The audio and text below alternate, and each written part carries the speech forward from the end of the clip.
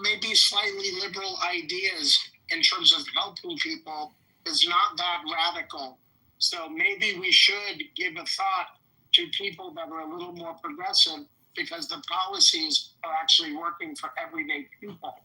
That's why they're freaking the fuck out, because they want the establishment, they want the right wing, they want everything to stay as it is because they're doing just fine over there.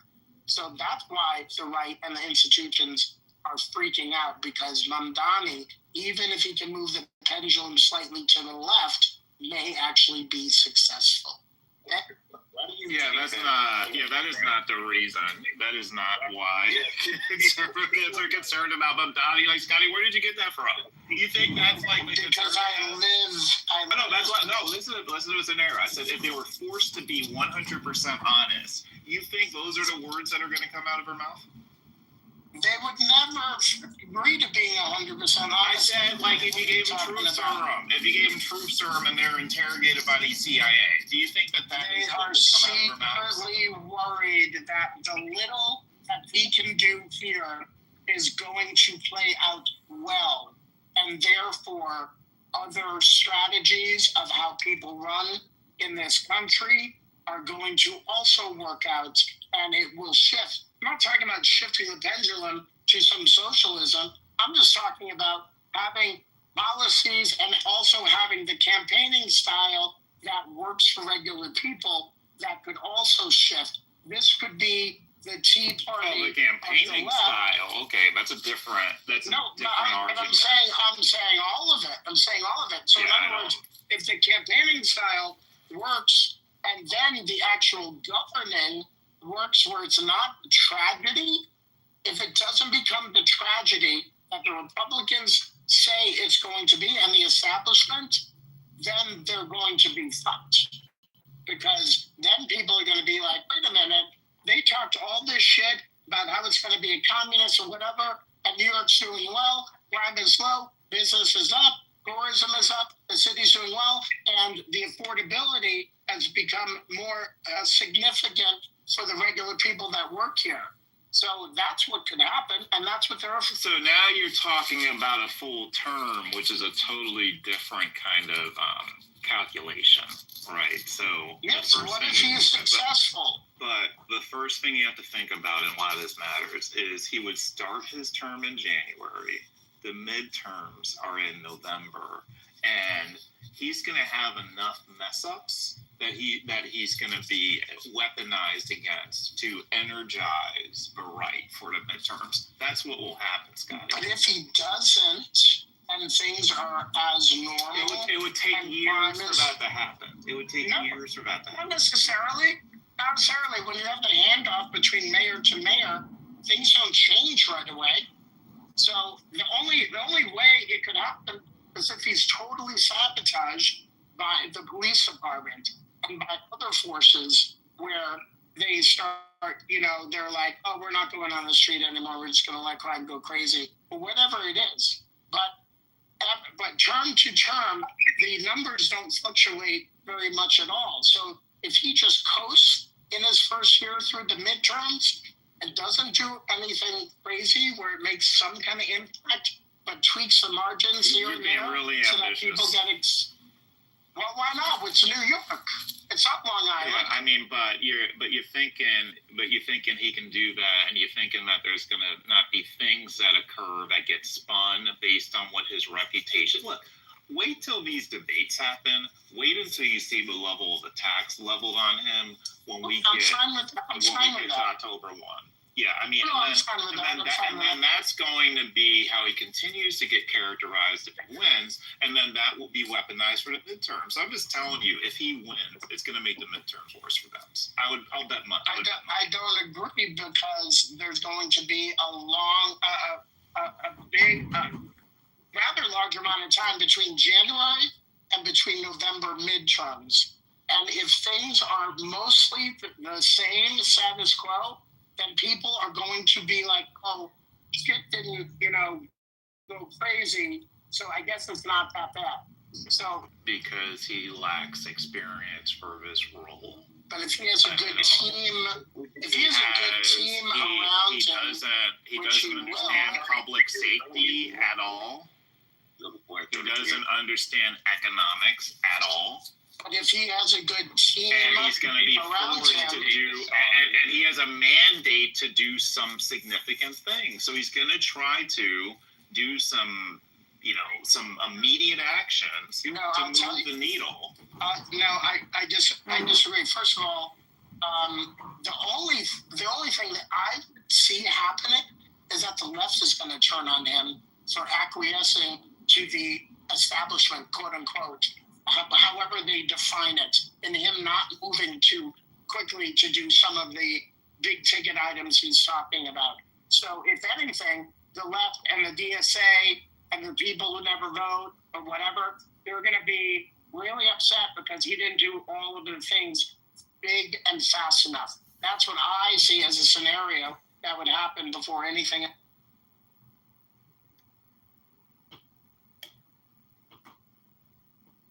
Also, because I'm a liberal, I'm open to watching the debates, seeing how I feel, and changing my mind if I want. But this is how I feel right now. It's how I felt for at least the entire year so far since he's been in the race and since I've been tracking this very closely.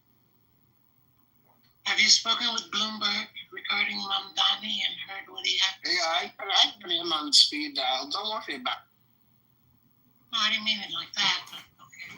You know what I mean. I'm just saying, Mamdani will have good people on his team, like Brad Lander, who's already the city comptroller, who knows all the levers and shit. I just don't think people are gonna let him do stupid things, and he's gonna learn quickly. I agree. He was not my choice, by the way. I had at least 4 other people ahead of him that I wanted, but they didn't get selected, so here we are. What if I told you it's already a shoe-in and he's already won, but, it's not out in the media? What would you say? You can argue, with you're right CEO about that. about this. I will tell you that the people, because I know people that are going to be a part of his team, they are extremely vetted. They have a lot of experience, the experience that he perhaps lacks. So he is going to surround himself around more experienced people and stuff like that. So the team is going to be very, tight. And they're already meeting. They're already, And wasn't it de Blasio who was, people were like, oh, he's an extreme leftist. Exactly. Was it de Blasio? Yeah, de Blasio. So people were saying the same shit about de Blasio. But it's a little tricky though, right? So that was just like the kind of old school extreme leftist. It's just like how people used to talk about George W. Bush until we got Donald Trump, right? Okay, so that was just classical extreme liberal blah blah blah. That's all. It's different than what he actually is and the level of it. Yeah, him versus de Blasio, Mamdani is way to the left. You know who else was way to the left, who they call the socialists? Can a new person chime in? Oh, yeah, sorry, I didn't hear you. You were breaking up. Hey, the New York Jews ain't gonna happen. Become the next mayor of New York. Yeah, okay, well, this one's gonna vote for him, so what's your next question? You're not the typical Jewish person in New York, right? Oh, I'm you not. shouldn't. Okay. Are you talking about the Orthodox? No. I'm talking about the flag that you got in your thing. You're not. What flag? What flag are you talking about? You got a rainbow flag in your description. So I'm saying so you already you have. I see. You have an alternative worldview. We have an alternative perspective. I don't know what my rainbow flag is, but okay. Yeah, no, but that's what I'm telling you. This is not. You're not 67% of Jews voted for Mamdani in the primary. Yeah, they're not going to have him. 67% of Jews voted for Mamdani. Why won't you let me talk? This is what I'm talking about. Go for it. You're just wrong, so I'll keep telling you you're wrong. Well, let me know I'm wrong after. Yeah, where's the discipline, man? Where's the respect? This is the issue. You see what I'm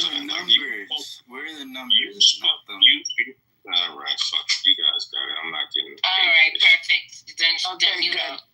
Anyway, Jesus Christ. 67% of Jews voted for Mamdani. The ones that are not, who are local, those are the Orthodox and the Hasidic that are in South Williamsburg and Borough Park and all that. So, no, they're going to be, Trumpers or Cuomoers or, fucking Curtis Lee or whatever. But they're 20% of the Jewish population in New York. So that's the fact. And 67% vote for Mamdani. So it's not about that. It's not about a fucking Jewish conspiracy, because that's where you want to go with this shit. It's not any of that. So removing that from the equation, and that views don't control fucking New York City. What else do you want to submit to them?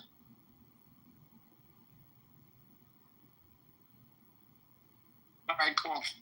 Okay. Anyway, So in broader circles, what I mean by broader circles, you know what I mean. So the understanding is that Mamdani follows some of the blueprints of Bloomberg. And in political circles, it's known that Bloomberg is talking secretly because he doesn't want to come out there, get in the fray, certainly not upset the Jewish community. But Bloomberg is talking with Mamdani. But you didn't hear it from me. Just say Patty told you. Yeah, just say Patty. thanks, Patty. So basically, I'm saying it's a shoe-in. It's already a done deal. I mean, if that's the case, it's obviously a big deal. Bloomberg's pragmatic. You know what I mean? So Yeah, and so here's the issue. There are people like Bloomberg, and you guys will hear me mention that a lot. Bloomberg, Larry Fink, BlackRock, et cetera, et cetera. So when it comes to the midterms, it will be a united vote of red and blue people together. And that's will be kicked off through Mamdani. So be careful of what you hear. Get some facts. And you think if Adams drops out, Mamdani will still win? Adams is not even a contender. It's just said it. I don't want to tell you. Don't play me, Paul.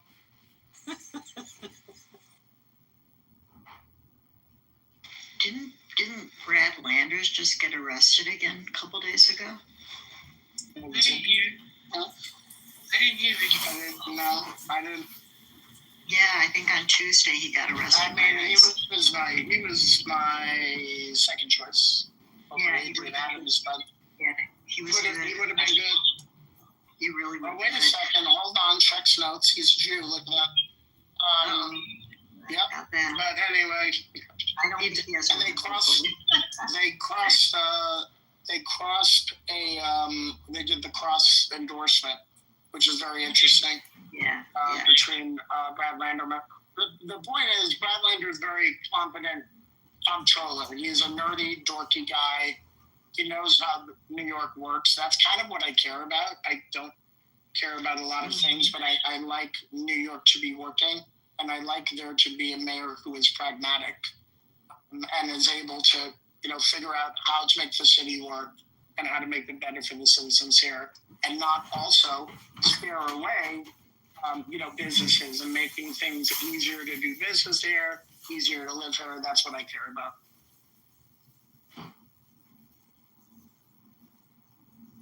Yo, Scotty, you seen your telegram? They over there protesting in New York. I'm not. Yeah, the Black Wall Street. Yeah, I sent it to you too. Yeah, I have to look. I'm trying Like, to. what are they protesting? But yeah. I don't know, but it's Al Sharpton posted it.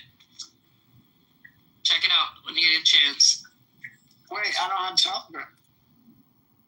Not Telegram, love. I'm sorry, Instagram. I sent it to your Instagram. Oh, okay. I'll have a look. Okay. Brad Landers was released and the charges were reportedly dropped. Just for an update on Brad Landers, if you're interested.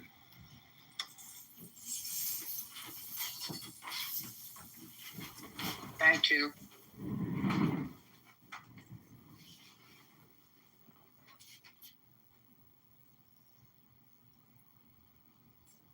By the way, the person, one of the mayors who they were talking about, who was a communist, socialist, they were going off the rails with this particular mayor. His name was Fiorello LaGuardia. And he fucking transformed the city for the people. And he was so good, they named a fucking airport after him. It's the best airport too. Way better than JFK. It is a good airport, and he fucking transformed the city too. Thank you, Governor Cuomo, for fixing LaGuardia. I mean, if we're being...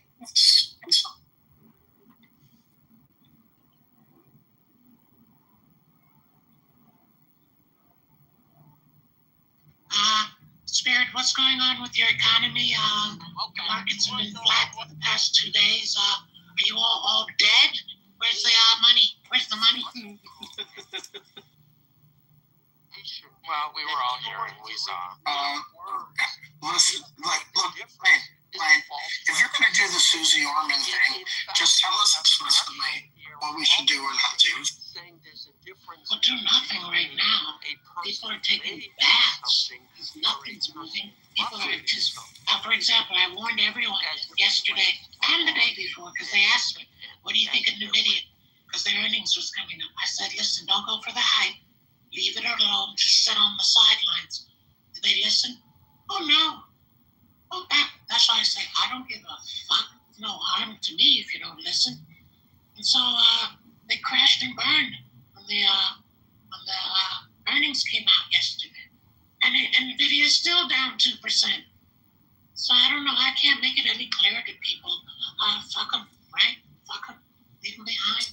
Yeah, but NVIDIA is going to be worth a lot more in 5 years than it is today.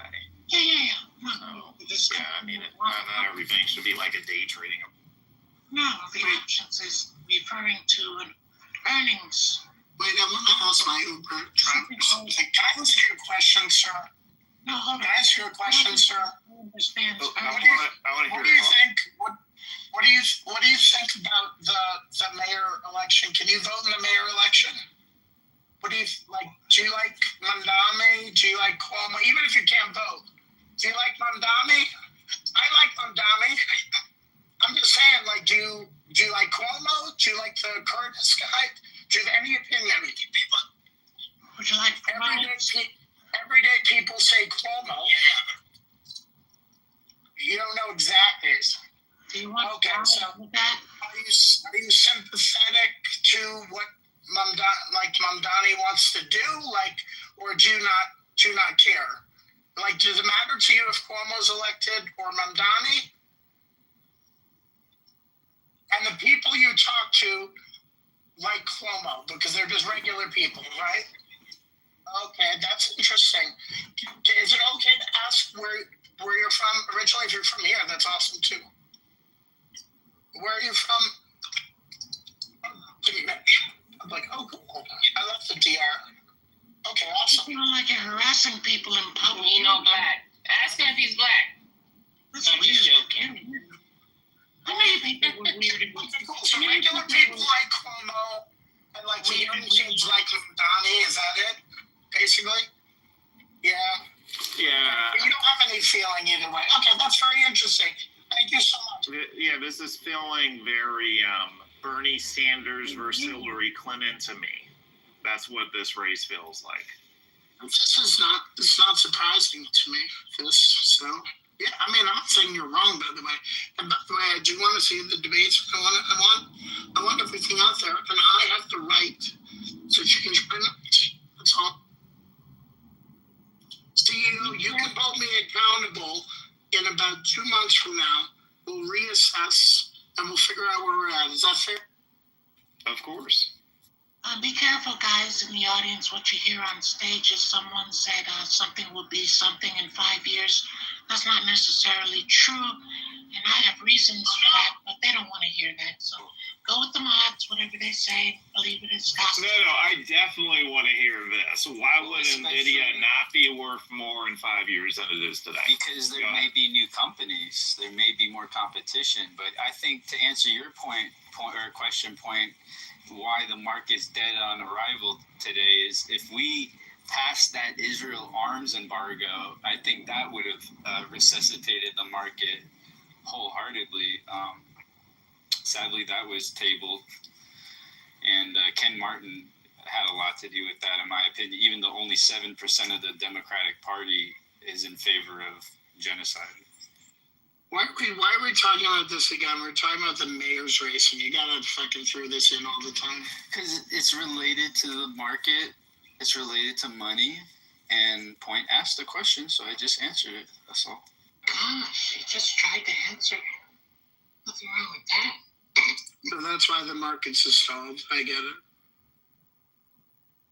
Well, that's his answer. So what's yours? Go ahead. Nobody can predict anything that's going on, so they are just sitting tight because this whole administration, you can't plan anything. It's erratic, so just don't make any big moves. That's what the people are saying. That's a good answer. That's another answer. Everyone has answers. So let's hear That's not a good answer, Point. We'll be waiting forever.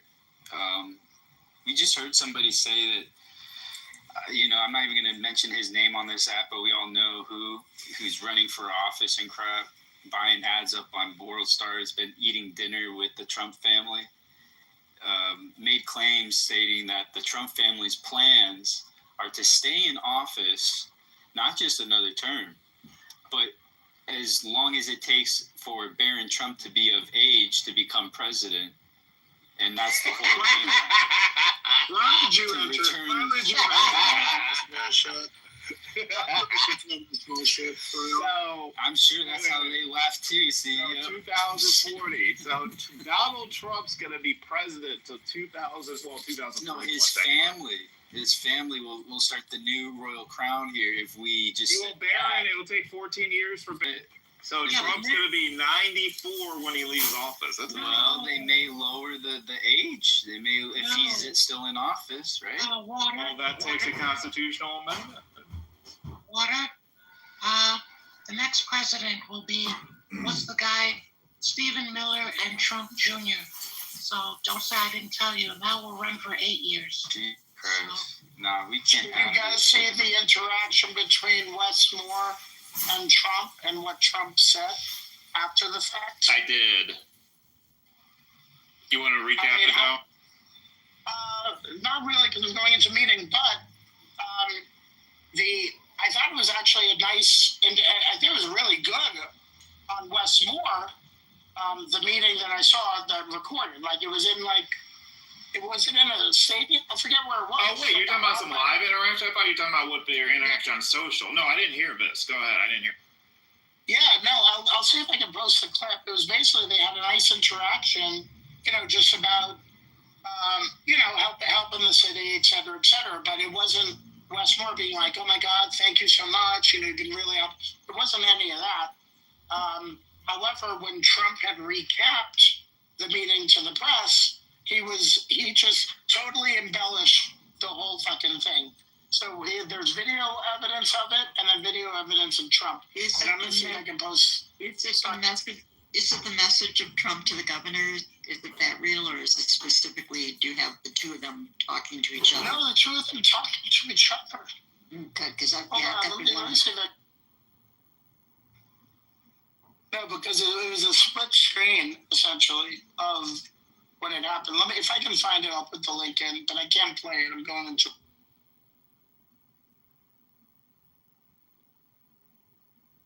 Put me on speakerphone in the meeting.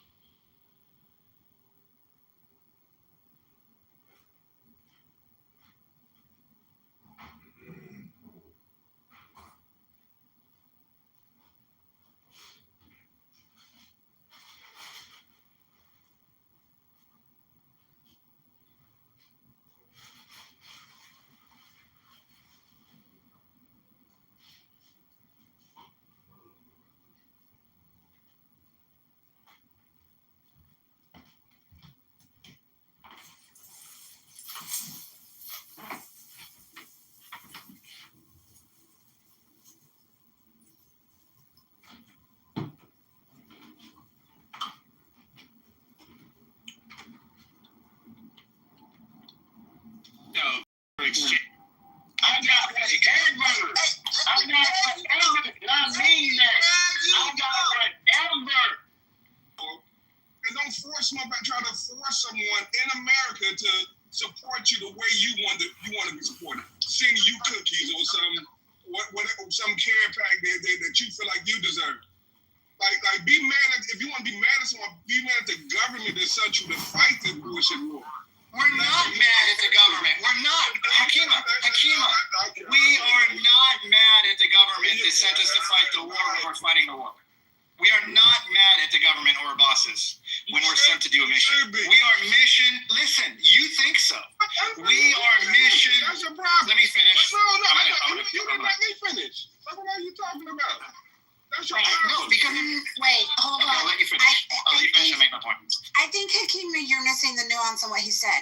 Mike started his initial answer to you by all means, Americans can say whatever they want to say. Like, that was the very first point that he made. But he went on to say, if you're going to say you support the troops, don't knock their mission, was his only point. Right, but my point is, sir, that you can't tell nobody how to do what they want to do.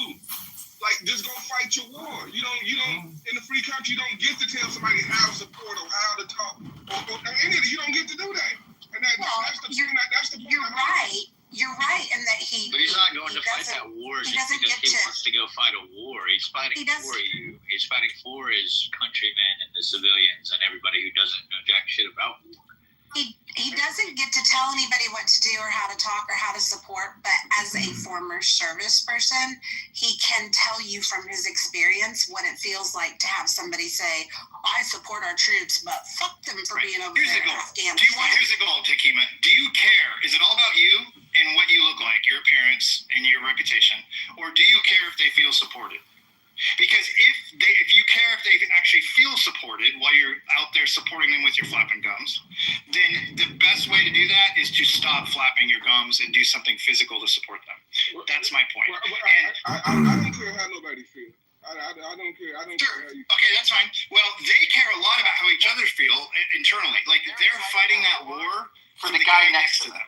They're fighting that war for the guy next to them and the guy on the other side of him. That's who they're fighting the war for. They're fighting for each other in an engaged, unified mission to accomplish what they've been told to do. They do not think that it's a bad, they don't talk about what a bad idea it is, what they're doing. They don't do that when they're there. They don't. Okay? They don't. I don't care if they disagree with it. They don't. They don't go on a mission and talk about how fucked up it is they're on the mission. That would make them highly inefficient. Okay? When they come home, they might talk about how I don't see the point of it. I was over there. I don't understand why we did it. Great. But when they're there, they ain't saying that at all. Okay? And so you being at home saying it, you're not one of their team. You're not on their team. You're your own team. That's fine. Be your own team. You have a right to be your own team. But don't run around on your own team and say, hey, I'm on your team, guys. Because they're going to say, no, you're not. This is just a difference between a should and a must statement. So Hakima, it sounds like you're trying to make it a freedom of speech issue, and it sounds like Mike is saying you should not say this, but he's not saying you must not say this. Yeah, and we also have to remember the context of this. After the Vietnam War, the left took a beating because they treated the vets so badly, and they treated the people fighting in that war and the soldiers so badly that they had to come up with a way to save face.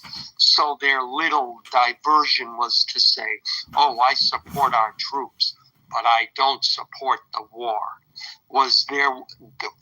It was correct. There, it was a diversion. It was nothing more than a deflection. And I think, Mike, what you are expressing is the fact that the people who are actually over there understood that it was nothing more than a deflection. And my whole take on it is oftentimes war is the result of failed diplomacy. Hakima, you're right. Anybody can say anything they want at any time, and they can protest the war if they want. Absolutely, Mike is not saying you can't. That's not the point. My point is, if there is if a war happens or the U.S. commits its troops to fighting some military engagement, it's too late. If you were going to protest something, if you were going to make your viewpoint known as an American and get other Americans to join in your viewpoint to reach a place where our legislators listen to that and take the action based on that viewpoint, then it needed to happen before we committed our troops to that military engagement. That's the point. Once we're over there, once we're fighting, that's it. It's done. Like Mike said, they're over there. People are shooting at them. It's the end of it. Now, Hakima, you can still complain about it. Absolutely, yes.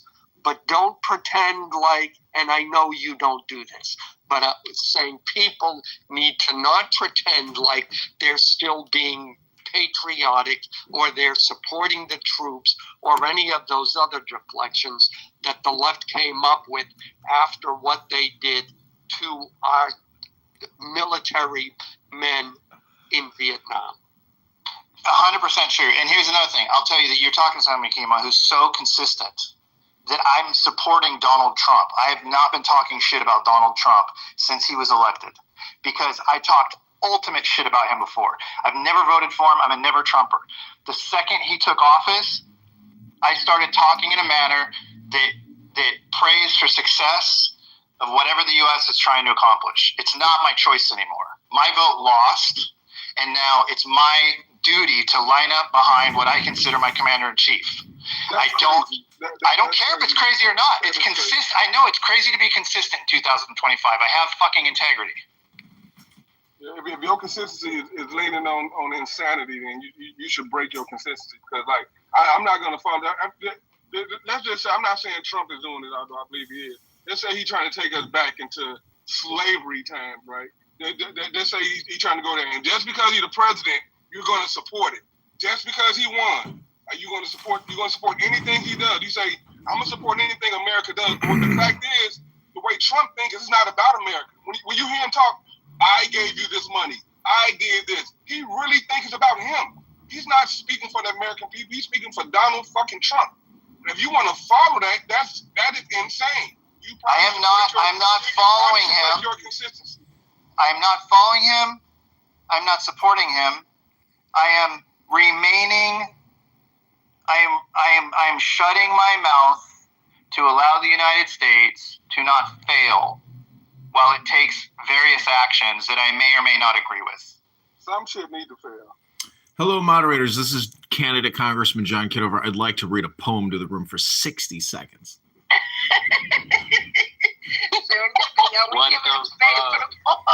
I'm all for the poem today. Please bring the poem on. Come on, John. That's good time. John, bring the poem on. Bring it on. Okay, we read this book in this room. It's called The Tao Te Ching. This is the 31st verse. Fine weapons of war augur evil. Even things seem to hate them. Therefore, a man of Tao does not set his heart upon them. In ordinary life, a gentleman regards the left side as the place of honor. In war, the right side is the place of honor. As weapons are instruments of evil, they are not properly a gentleman's instruments. Only on necessity will he resort to them. For peace and quiet are dearest to his heart, and to him even a victory is no cause for rejoicing. To rejoice over a victory is to rejoice over the slaughter of men. Hence, a man who rejoices over the slaughter of men cannot expect to thrive in the world of men. On happy occasions, the left side is preferred. On sad occasions, the right side. In the army, the lieutenant commander stands on the left, while the commander-in-chief stands on the right. This means that war is treated on a par with a funeral service. Because many people have been killed, it is only right that survivors should mourn for them. Hence, even a victory is a funeral. Good enough. And there you have it, folks. I have a question for Mike. Yeah. Go ahead, Mike. Sure, thanks. So with your exchange you just had with Hakeem, I just want to see if I'm understanding this correctly. So you're saying essentially while Trump or any president, the moment he's sworn in to the moment they're removed, albeit in the peaceful transition of power or Trump style, the entire time they're in office, you are standing behind him or her as a patriot, regardless of whatever executive orders or whatever direction they're bringing the country in. You think it's inherently wrong to challenge, question, or protest against something you may disagree with during said presidency?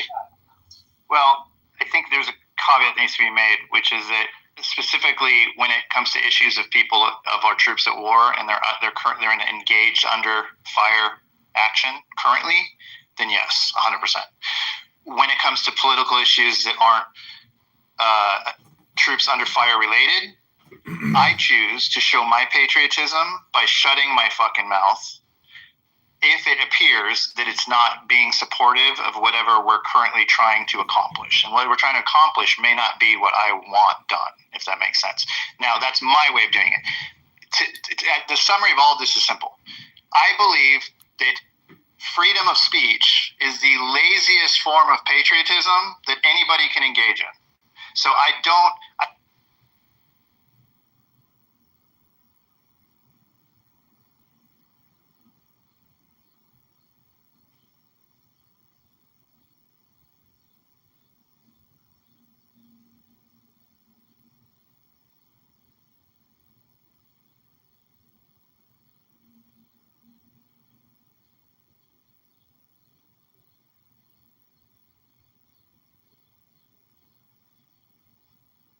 Call has been forwarded to an automatic.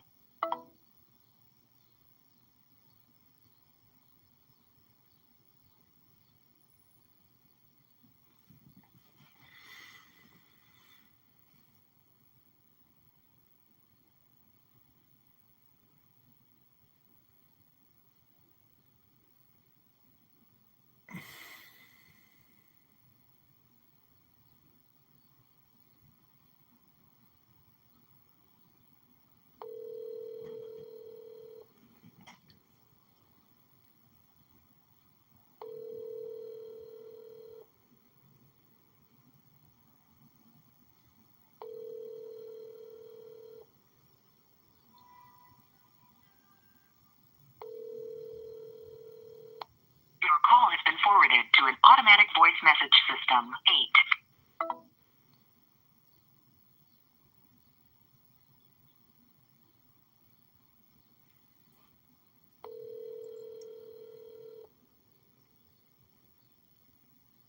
Hi, this is Scott. I can't take your call right now, but if you leave your name and number, I'll... You've pressed an incorrect key.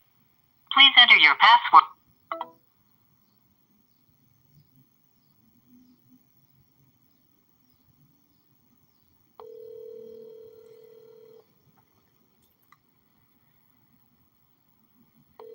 Your call has been forwarded to an automatic voice message system.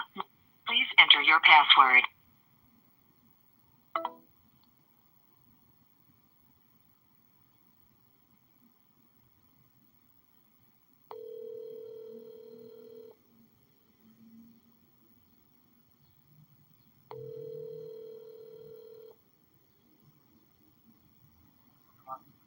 Hey John, how's it going?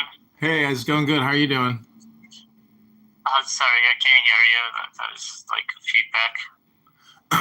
I'm just at home relaxing. I was gonna put up a Craigslist ad because I got to tell you, recruiting people to get signatures on petitions, people who circulate petitions, there's people here in Jefferson Park that do it. Like yesterday, somebody asked me to sign 3 petitions for 3 Democrats.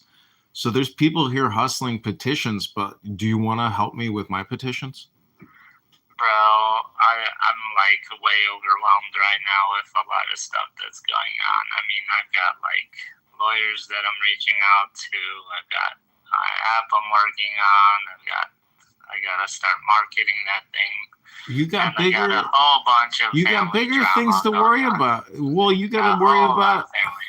Marcin. You still got to worry about finding a wife and having kids. Yeah. Then there's the relationship stuff. Is that going? You have anything cooking? I mean, on the other side of the world, which isn't like. Oh, you mean on Dune, the planet Dune, or the moon? I see. Dune or moon? Yeah. On Dune, where they don't speak English well. So. You're dating some Fremen girl who lives in a spice mine. Yeah, so shit could definitely be better on that front. Well, that's part of the thing about traveling is you can always swipe right at a new town and see how your Friday or Saturday night turns out. But, you got to travel to the spice mine, which is the planet Dune, which I would call Rockford and Peoria. I'm just making a joke, but yeah, I have to start getting signatures on my petitions. Otherwise, my campaign, means nothing. So if you have any ideas or suggestions, I know you said you know somebody in Rockford. If you could send me their information, I know you had a falling out with that person. So maybe Dude, they blocked me on Facebook. Well, that's okay. This could be your way to reignite that friendship because I say I'm still calling you. I say friends for life. Yeah. But like, I don't talk to that person, and then, like I said, the last time I spoke with them, they blocked me. So. Well, Marcin, the whole point is to say, hey, I'm a nice person. You're a nice person. Let's just, be in love and peace. I mean, that's it. There's no, I mean, unless there was some kind of major falling out, but whatever your political opinions, I mean, that's your political opinions. That's who you are. And if people can't accept that about you, well, then they're no friend to you. Yeah. Well, anyway, this, I don't know. I'd rather just leave this person out of it. But yeah, my only suggestion is that this damn political system be reformed where you don't need like 50 billion petitions to be on a ballot. How about that? That's a suggestion. Well, to run for Congress, I only need 700 signatures. That's it, dude. That's it. Really? It's nothing. I can knock that out myself. I'm going to have to do it myself if I can't find people to do it for me. And I will physically do it myself. But it's nicer if I can come up with an approach to organize a grassroots effort to do this. You're my man. I mean, you had, what was the name of the protest staff? There's Chicago Association, or I don't know, what are they called? The Alliance? You could reach out to a lot of these political groups. I only have $600 in the campaign checking account. So they could probably help guide you on like how to get, how to go get through the process of getting, signatures and stuff. Like, it's not rocket science, Marcin. You're a fucking software developer. I thought you were smarter than this. Shit. All right, well, listen, I gotta go. I hope you're well, and I hope Ken is well. I feel your pain for him about not being able to, be mobile. This is very tragic and sad. It's his fucking choice. Like, he could have worked out, and he could have tried to recover. He's kind of just given up on life, which is bullshit. But like, it's his fucking, like, I mean, I'm pissed off about the choice he made, but like, is that the first time? Is that the first time you've seen somebody who's bedridden? I've seen people who are bedridden that passed on, and there was nothing they could do because they physically didn't have it in them to move anymore. Like, they literally, the pain was too much. They were bedridden at that point. I mean, Ken, I don't think he's ever been at a state where he couldn't move because he was, in too much pain or whatever. I think he just chose to, give in, but I don't know. Well, Marcin, every great life has a beginning and an end. This is unfortunately, if this is how he chooses to end it, this is how he decides to end it. But he's lived a great life. He has a lot of grandkids, my friend. Yeah, I know. He's got a lot of grandkids he could be hanging out with right now instead of laying in freaking bed, you know? Well, genetically, he's in every single one of them. He lives on forever. So what I'm saying is you view it as death. He could be hanging out with them, making those connections. They can be getting to know him, you know, listening to all his wacky stories about his life and his children's lives, but instead he's just chilling in bed. So Well, haven't you ever observed the birds and how they raise their children and how they fly off? And next thing they don't even know who their kids are. They don't know who their parents. They're just flying around doing what birds do, you know? True that. Well, I mean, it's different for people, right? We need those connections. Listen, I put up these bird nests, and, you know, they get filthy. The birds poop all over them. They have no way to clean it. So they rely on humans to change the bedding and clean the box. That's what you got to do if you want to get in the muff.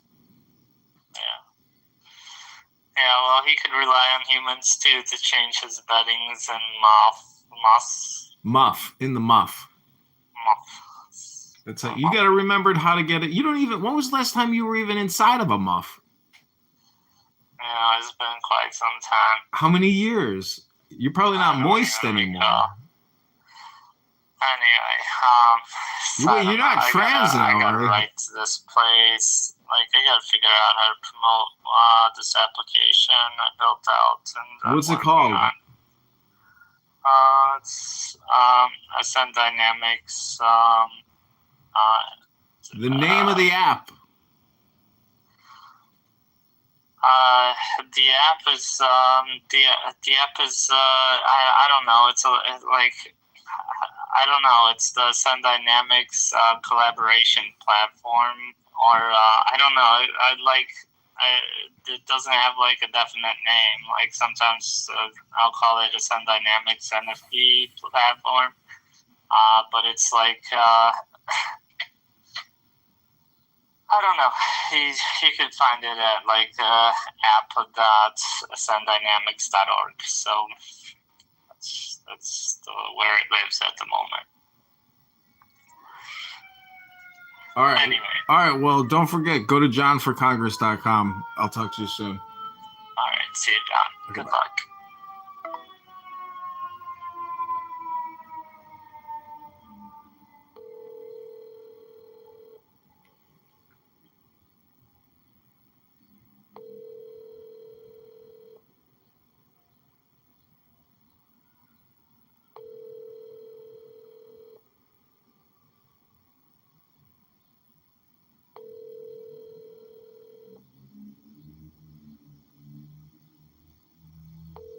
Your call has been forwarded to voicemail. The person you're trying to reach is not available. At the tone, please record your message. When you have finished recording, you may hang up. Hey, Augustus, it's John Kitover in Chicago. I have a big media interview set for next Friday at 3 p.m. at Illinois State University down in Bloomington Normal. And I have this one interview with George Deinhardt with the Prairie State Report, a local newspaper, that went very well. People are saying it's a very good interview. So I wanted to do a room with you, like a fundraiser where we'll play the interview and we'll do a fundraiser. And anything we raise, we will contribute to you as the influencer who did the fundraising or the fundraising dinner or fundraising X Space. So if you're available today, that would be amazing. Otherwise, I hope you and the Mrs.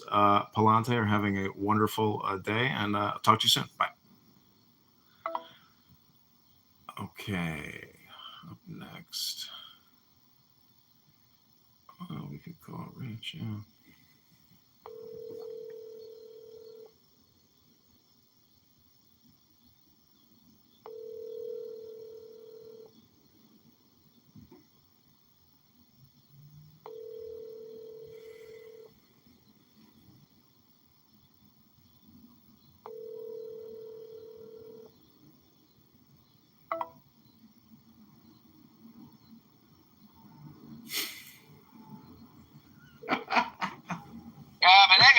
Hey, I'm looking at a trash bag in the muff. I'm thinking, is your phone? Yeah, it should. Let me see if your phone. Anyways, I'm just saying, while you're waiting to get in the queue, I might as well say hello since I'm watching you in the muff. Right, I'm in the muff. It's so How are you?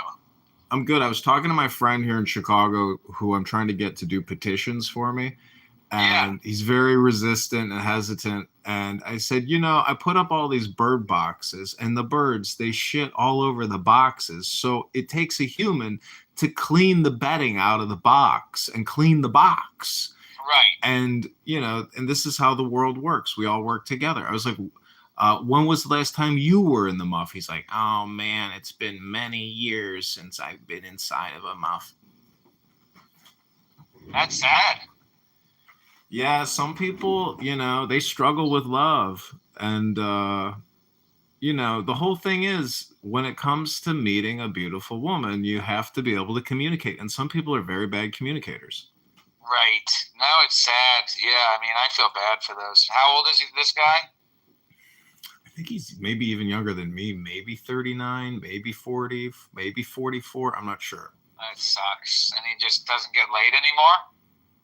No, I've never known him to ever even get a peck on the cheek. Wow, that sucks. Is he ugly? No, he's not the worst. Oh, he said he's dating some girl in the Philippines. So I said, oh, you date some chick on the moon. Okay. He's dating online? Pretty sure. I've seen photos on his Facebook and it looks terrifying, who he's dating. Right. I'm just, But the thing is, that's not dating. That's living in, the fantasy world. He says he's got all kinds of problems and struggles, which sound to me like typical everybody. Everybody has the same exact problems. Right. We all have problems. Who doesn't have problems? I mean, like relationship dynamics, patterns, archetypes, collective unconscious. This guy is the laziest guy in the world. He doesn't go to the gym. He doesn't do anything physical. So I don't know, he's very lazy. Is he fat? He's not really fat, no. He's just not strong. Yeah. Yeah, I mean, well, that's a shame. He's, I would say there's health issues, but he's a software developer, so like he's really good on a computer. Like he's got a talent, but he helped me with a project once, but never to fruition, and so that's the problem. It's like you gotta cross the finish line. Right. Yeah, man, I don't know. Well, so why doesn't he want to? He doesn't want to just go get some signatures?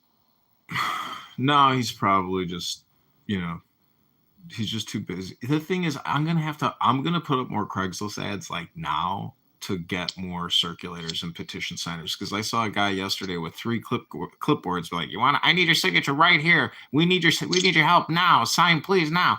And I'm like, what are those for Democrats? He's like, yeah. I'm like, no, I'm not signing those. He's like, But you're running as a Democrat. I'm running as a Republican.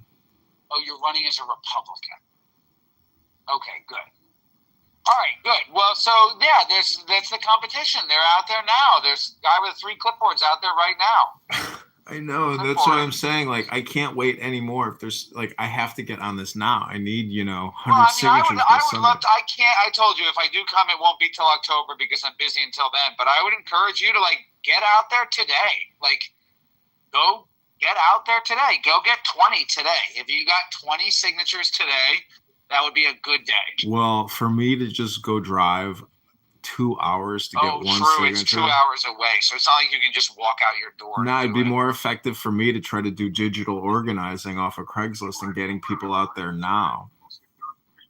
Because people have to print these ballots. You see what I'm saying? I need to find. Do you know how hard it is to find a person who can even print something, let alone put it on a clipboard and grab a pen and say, I need your signature now. Right. But you could help me do the onboarding on Clubhouse because you've done petition gathering. So if I get these people from Craigslist and funnel them into Clubhouse, I need you to do the onboard training on Clubhouse. Can you do that? 100%. I very much can. I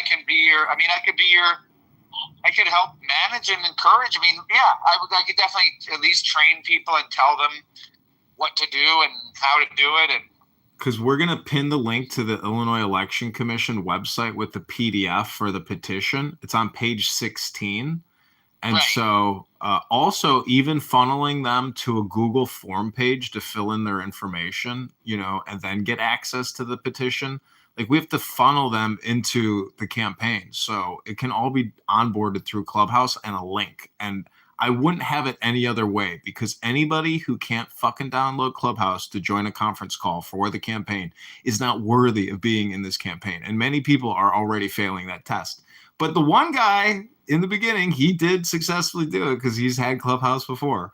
So, onboarding people like that successfully is essential. Unfortunately, the campaign couldn't work with him because Clubhouse ruined the whole thing for him. So who?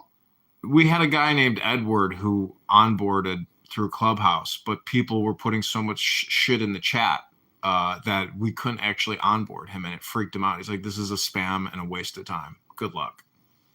Oh, I see. And it wasn't my fault. It was the fucking moderator's fault. So, it's on him. But people who don't act professional on Clubhouse, they're just making the content. I'm trying to use it as a show, but also as, an actual conference call platform for the campaign. I love it. I definitely can do it. I think that, I wish. It's a shame that it's so far away because you have to commit. But I mean, 2 hours is not that bad. Like, I've driven to Boston and back in a day. No, just 2 hours there, and then you leave at 7 p.m. and you're home by 9 p.m. No, I know. But next Friday, I have a big media event at the University of Illinois in Bloomington Normal. And it's a 3 p.m. basically full recording. Like, it's called WGL TV. And that will be like the biggest press I'll probably get this whole campaign. And so I'm going to stay down there and get signatures before and after, and use the money in the account to book a hotel. So part of your job on this campaign trail is to also do fundraising on Clubhouse for the campaign to get you to Chicago to help with the campaign. So prior to you actually getting here, you should be able to raise like $2,000 to fund your trip. Plus, don't waste your time on Clubhouse unless you're fundraising, my friend. That's true. We should have a room. I mean, we should have a room that's like, donate to the campaign. Let's do a room. We'll talk about it. I would say change your Clubhouse profile to petition signatures and make yourself a ballot. Get the ballot from the Illinois. I'll text you the image of the ballot and just start campaigning now in the muff, because these people will talk about everything under the sun for days to come because they're just addicted to talking and dopamining. But you could transform from a trash bag, my friend, into a petition signature.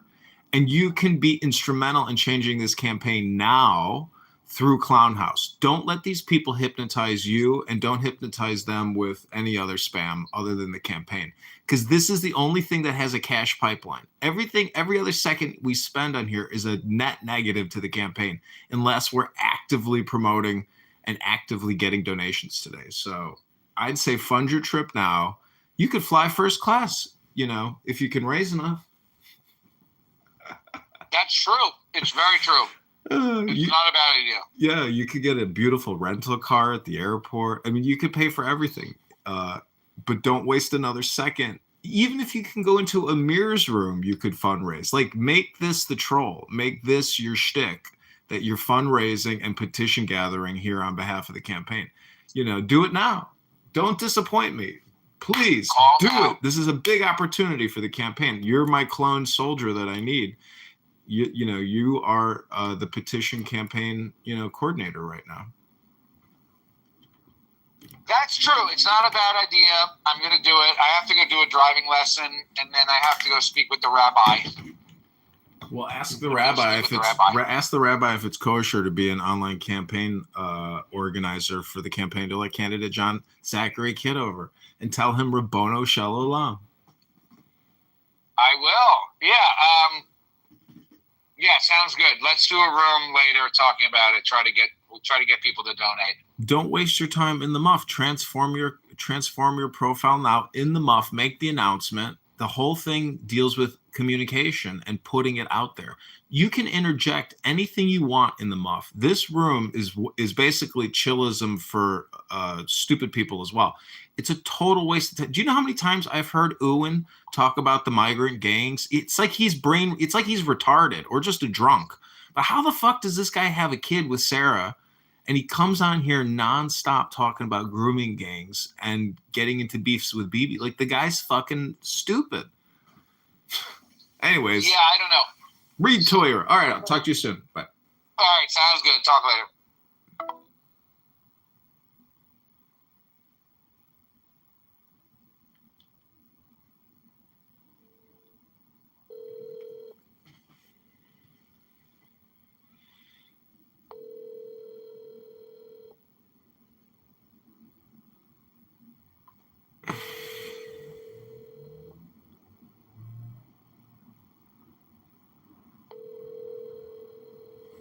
Hello. Hey, Walter, it's John. How you doing? Good. How are you, sir? I'm good. I'm in a clubhouse room chit-chatting with people, but I have to start gathering signatures. So, are you gathering any signatures? Yes, I am, sir. Where are you circulating at? I can go anywhere. I could pretty much go anywhere, any place I want. You freestyle like that. Freestyle. I could pretty much go to any VFW hall. I gotta make sure there's people there. I could go to any bar for Mankind in Illinois. I could go pretty much anywhere. I see. Well, have you ever been to Dune, a world beyond your experience, beyond your imagination? No. What is that? It's the planet called Dune. It is the clash for the greatest prize of all. I don't think so. Chicago. Where are you getting their signatures at? I'm getting them on the planet Dune in Chicago. It is the deadly battleground where a young leader will emerge to command an army of 6 million warriors against the tyrannical force that threatens to enslave the universe. Who's that be? Its surface is barren, its true strength hidden. Its foreboding desert conceals the power to fold space, to slow time, to send the mind where the body cannot go. It is the source of the ultimate power. Are you ready out of a book? No, this is from the planet Dune, a world beyond your experiences, beyond your imagination. So what's the good word? That is the good word. No, I mean, are you getting signatures out that way? I'm about to. I gotta hang up the phone and get shaking. What are you doing the rest of the day? Too much. I'm going to the library. Meditate to Allah. Later on, or Yasi. Yashaba. You're a Mohammedan and an Abramelin. Who? I said you're a Mohammedan and an Abramelin. Yep. I've heard. What's up with Max? I don't know. I just called him. He doesn't pick up. Yeah, why is he? I don't know. What is he doing? I don't know. Maybe he'll call me back. I mean, he created a lot of stuff. He should do something, or are we just doing it on our own? I don't know. It always seems like you got to do it yourself, I think. Man, he's like, so many different events. I could be everywhere. They can't clone me. I like to be everywhere. I want to be here. I want to be there. I want to be everywhere. You know, if you think that stuff is right and everything is moving, you got to be there. Yes? Got to be there or be square. Like, what the hell, man? Can't be everywhere. Did you see they updated the video with Mark Rice versus Darren LaHood? No, I didn't see that one. They like framed it because the radio station like edited it, put together like a nice image, black and white of them with their fists up. They made it real dramatic. Aaron Del Mar, you mean? Yep. Mark Rice versus Aaron Del Mar. But it was funny. Like he told Mark Fry Rice, he said, take a pill, volume, or whatever. You know? It was funny. Well, he got roasted, and Aaron Del Mar is like, "This was a setup." It was funny. Isn't that funny? It is funny. The whole thing was funny. I thought they were going to be swinging and stuff. This was a setup. Then he's like, soul raper. That was funny, actually. Can you check who's the owner of that soul raper or not? You can, yeah. It's called a Who Is Lookup. Who is Lookup? He probably doesn't own it anymore. But I tried to look it up. There's nobody listed. I don't know. I don't really care anymore. It's all, in the past. All right, listen, I got work I'm going to do. So I pray for you, and I pray for your health, your wealth, your peace, your love, and your stillness, and your silence. All right. You two have fun out there. Okay, take care. Talk to you soon. Bye. All right, bye.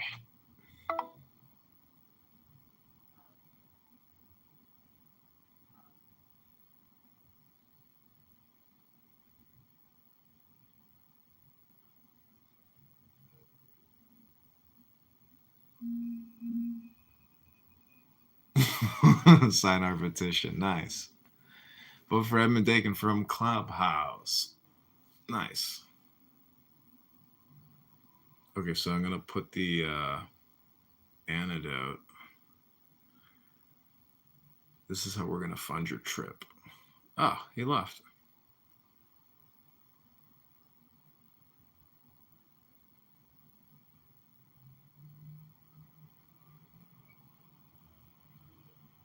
Riri, welcome, Riri.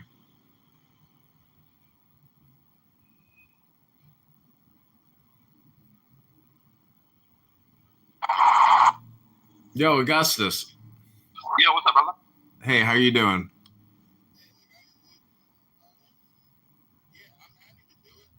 Today is my wife's birthday, Oh, wow. so it's not a good day today to do it. And the way I want to do it is I want to invite some other big speakers to join the space, and do it that way. Just so I know, like, we could raise a couple dollars, Mm-hmm. Yeah, because everything we raise will go back to the influencer, aka, you as a creator and a host. It took me like 5 days to get $600 on Clubhouse. I mean, it's possible. Roger Mayhem was a very good MC. So the MC or the host really has to do the prosperity gospel. So it's all communication is hypnosis. And so the host, even if you have other super hosts, as the MC or the super host, you got to be that prosperity gospel preacher for the hour or 30 minutes or however long you want to go. Yeah, probably do like a 2-hour thing. And let me just, like, today, tomorrow, at least spend some time making some calls to see who I can get to join the panel. I'm going to talk to America Mission. That's the main group I want to speak to. So that's Dustin Stockton and Jennifer Lawrence. They started America Mission. He also started the Tea Party movement. And he was like a big fundraiser for like the Republican Party. And now he just did like a 20-foot statue of President Trump. I don't know if you've seen that. Mm-mm. No. I'll text you over like some information on them, but let me give them a call and see if they'll join me and when would be available for their team to come on, because they've got like a team of influencers that are on X. So like whenever basically their team would be available to join the call, I think that would be the best time to do it. Okay, cool. Does that make sense? Yeah. So, yeah, let me call them now or tomorrow and figure that out, and I'll let you know. Yeah, peak time. Thank you for the opportunity.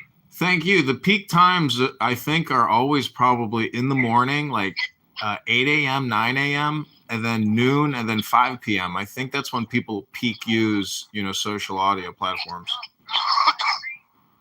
Yeah, I go for like a 2-hour walk every day, Mm-hmm. and I figure we'll just do it at that point in time. Like it's either early in the morning, like 8 or 9, or it's in the afternoon. Well, let me see what's available for them. If you can do your power walk, do your hour of power, but don't do this one on a power walk. If you can record it, your audio, if you can do it in an office and record it as well on your end, that would be a big publicity piece for the campaign as well. I mean, you could publish this as, an exclusive like podcast recording from your end. Don't 2 hours is a long time, and that's a big conversation. I would love it for you to record this one on your end and publish it. Okay. So you're running in the 36th district of Illinois, right? 16th district of Illinois. It's Rockford and Peoria. 16. Okay. Rockford and what? Peoria, Illinois. Rockford and Peoria, right? Peoria, and then Bloomington. Peoria. Yeah, and Bloomington, Normal, Illinois is the other town, major town. Bloomington and Normal. Okay. Okay, cool. Let me relay that information, and I'll get back to you. Okay, great. All right, cool. Okay, sounds good. I'll talk to you soon. Thanks, man. Okay, bye.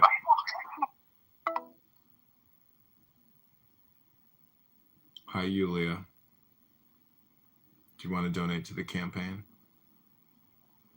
Link is in the chat.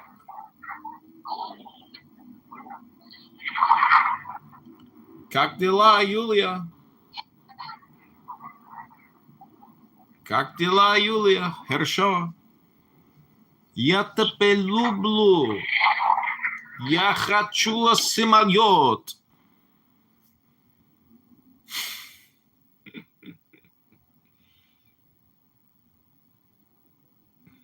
To the websites of the nonprofits that received money from the fire aid. They state specifically who they give money to. And in dozens of cases, it is specifically not only not for white people, but for people completely unrelated to anything having to do with the fire, such as musicians in Nashville. Now, I'm a musician, and yes, I support musicians, but musicians in Nashville were not affected by the fire, and they don't need mental health related to that. It was mental health for musicians in Nashville, or indigenous people who haven't registered to vote. So, yes, I hear what you're saying, and yes, black people have been traditionally marginalized. I can concede that point, but yes, I understand that when you look it up on Google, that yes, Altadena is listed as having a vibrant Black community. That's all true. But if you look at the nitty-gritty of all of this, that wasn't who was affected by the fire, because where the fire happened was in the more, how can I describe it, was in the more mountainous region of Altadena. And I'm sorry, but the fact is, that's not where that community was actually at. Hey, Alan, what I'm reading, what I'm reading is that 61% of Altadena was Black, and 48% of the Black home was destroyed. And out of the 17 people that was killed in Altadena, 70% of those were Black. So I'm like kind of confused. Can you give me some numbers like okay, Hakima, I stand corrected on that. Okay. Hold on. You was not that adamant that it wasn't the case. And I get one search to give some numbers, which I did do. And you didn't do any research in the beginning. You were just saying stuff about feelings. It's fucking weird. Hakima, driving into Altadena and seeing where the homes were burnt, okay, it was an entirely residential area, okay. Did you see people that lived there, or did you just see the houses? What I saw was, I've even got pictures of it. No, I didn't see that. Nobody was there. So how do you know the home wasn't full of Black people there? Well, because it was the only time I'm driving out there. They was in a certain place, and they couldn't have been Black people. That's what you're saying? No, that isn't what it is. Well, the numbers say something. Hakima, I'm giving you a half of a gotcha. Okay? I'm not, look, Hakima, I'm giving you a half of a gotcha. But don't express any ill intent, because you went and you look up the actual stats. Forgive me. Okay, I know people there, and when I drive there, let me say it. When I drive there, look, I'm giving it to you. I'm not fighting. All I'm going to say is when I drive there, okay, and I see where the Black people are, and then driving through the residential and seeing who's out on the lawns, okay, well, maybe I misinterpreted. Not maybe, I did. Okay, in the actual stats. And as someone who says we got to listen to the stats, you got me. All right, that was wrong of me. I'm throwing myself on the sword. Okay. That's big of you. I won't put your sword in any further. Yeah. Okay. And look, you're right. I was wrong in that. That doesn't take away from the fact that where the money is going has gone to has gone to people that have nothing to do with the fire. So based on what you have, like in terms of information and facts and whatever, like what percentage of those funds have been given to people who truly deserve and who truly don't deserve? That I don't know. I have no idea. I can't find that. Watch the report. Hello, ladies and gentlemen. Welcome to In the Muff. This is your stewardess speaking. Oh, wait, hold on. Where's that thing that my friend sent me? Oh, where is it? Damn it. Shit. Text. Okay, hold on just a second. Was it back channel? No, it wasn't back channel. No, it's text. I'll do better. Here we go. Ladies and gentlemen, welcome aboard the In the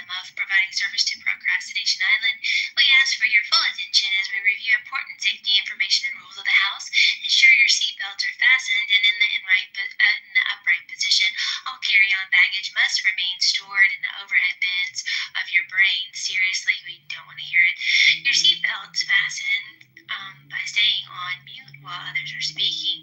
We can only hear one of you at a time. To release said seatbelt, make sure it's meaningful, brief, and avoids the use of the N and K words, both on stage and in the chat. Please expect turbulence, which can occur unexpectedly and regularly. In the likely event, this is long, bro. In the likely event of a loss of cabin pressure, oxygen masks will not be provided, but we can pretend. They'll drop from the panel above you. Place it over your nose and mouth and breathe for fuck's sake. If the going gets tough, you're welcome to get going. Please secure your own mask before assisting others. There is one exit on this aircraft located to the top right corner. Exercise your personal discretion. If needed, a low-level moderator might guide you out to the halls. Better luck next time. In the MUF regulations specifically prohibit doxing, threats of violence. Keep families out of your mouth. Safety information can be reviewed on the house description page for additional details. We'll be monitoring compliance before, during, and after takeoff. Thank you for flying with us, and we wish you a mostly pleasant journey. Is that copyrighted? Bravo. Bravo. It might be a tad long, Dip, so we might need to edit that because I've already cut it 3 times, Monica. 3 times.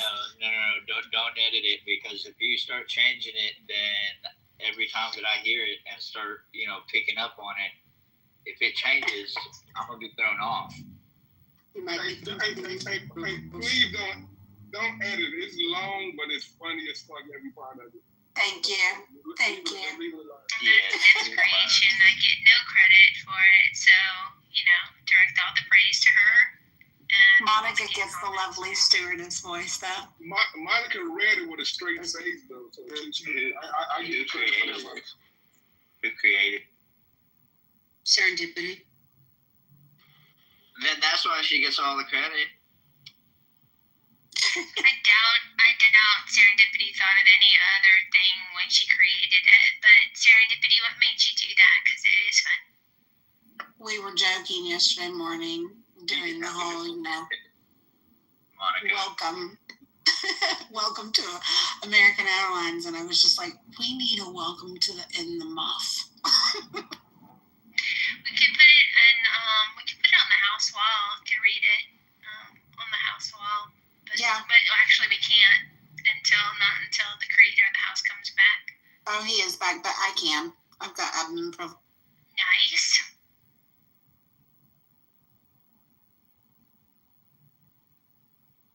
The listening lounge, though, that's a holdover from Krishanda. She used to call the audience the goo, the listening lounge. That was cute.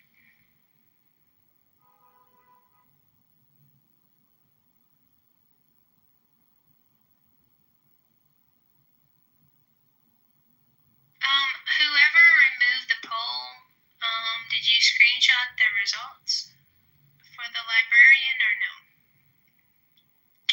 I didn't remove it. I didn't even know. I removed it, and no, because I didn't vote, so I couldn't see the results.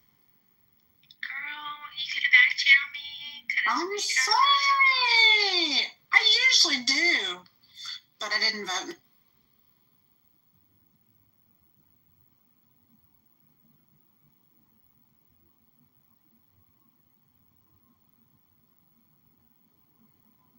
Sorry, we didn't mean to bust up the combat.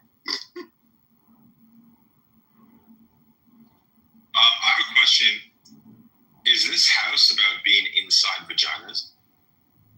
Earmuffs, Ewan. Earmuffs. What? I'm just saying, it's called in the muff. Earmuffs. What else? Yeah, your Sorry. Because I thought, I don't know. I thought it was slang for vaginas, but okay. I was like, what the fuck? Monica's in the room right now, so it absolutely means earmuffs. It means moist vagina. Tina, did you say that M word? Yeah, I'm trying to run Monica. I'm trying to run Monica out, though. I'm making the rules. We're going to include the M word, too.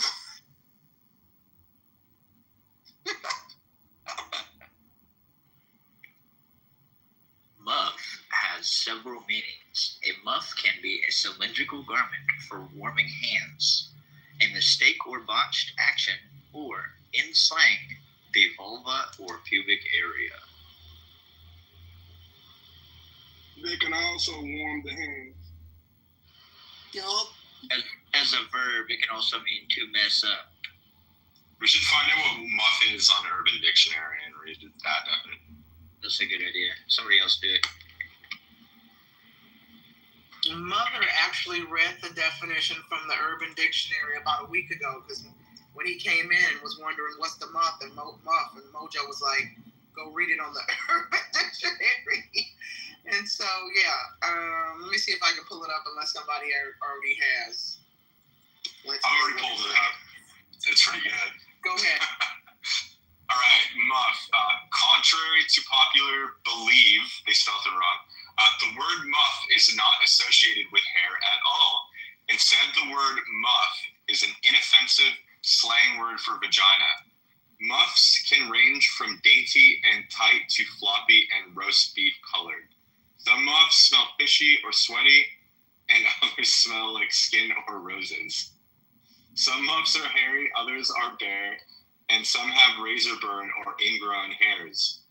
Females and transsexuals of all ages have muffs. Oh, they included that in brackets. There are baby muffs. Oh, no, that's weird. I'm not going down this. I'm not even going to finish this. No, I'm not even fucking finishing it. Yeah, that's fucked up. That's a very, very We got the whole definition out at that point. Most muffs. Yeah, I'm going to report this definition. The owner is on some sort of contraceptive.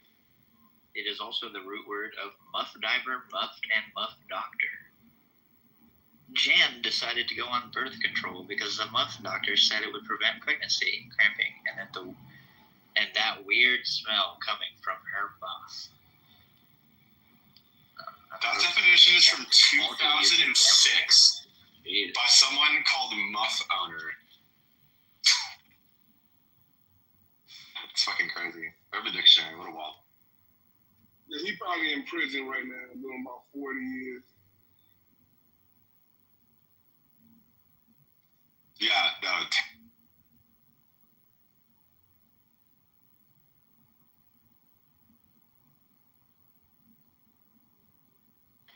Should we update Urban Dictionary with our own definition? Yeah, should we make a new definition and out muff this muff definition, this terrible definition?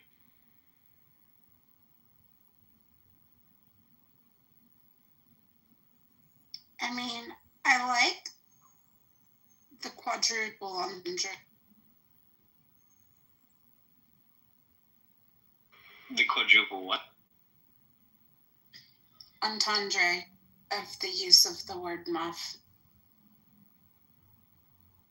You know, you just let people use what makes them feel comfortable.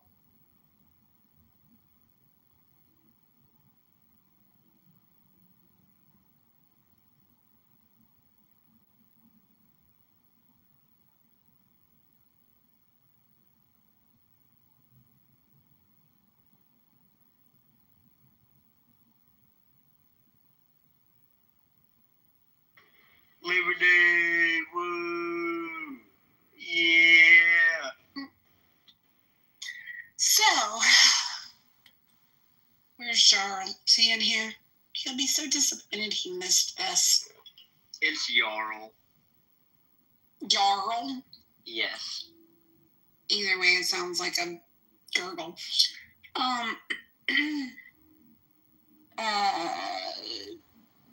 He came in this morning, we were talking about the weather, having coffee, trying to wake up. And he wanted to know why we were doing that instead of talking about how the U.S. likes to kill kids. Y'all want to talk about it? No, I'd rather have coffee and wake up. Excuse me, what is white phobia? White phobia is a terminology is strange for me. I think it's some kind of phobia between only among black people, maybe. Hakima, do we have white phobia, Hakima? Yeah, only black people hate white people. Nobody else hates white people. You said so black people hate white people. That's an interesting claim. I thought it was the other way around. No, he's asking what the definition of white phobia is. He said it's. Yeah, what is the definition of white phobia? He said white phobia sounds like something that it really only black people have. Hakima, do we have white phobia? Shit, Look it up on the Urban Dictionary. We damn sure should, and the rest of the world should have white phobia. There you go. I know, Because it's okay to be black women are so beautiful. as long as it's only I don't discriminate the woman and the black woman, and they are so beautiful. Oh boy, here we go. Well, thank you, sir, for appreciating the black woman.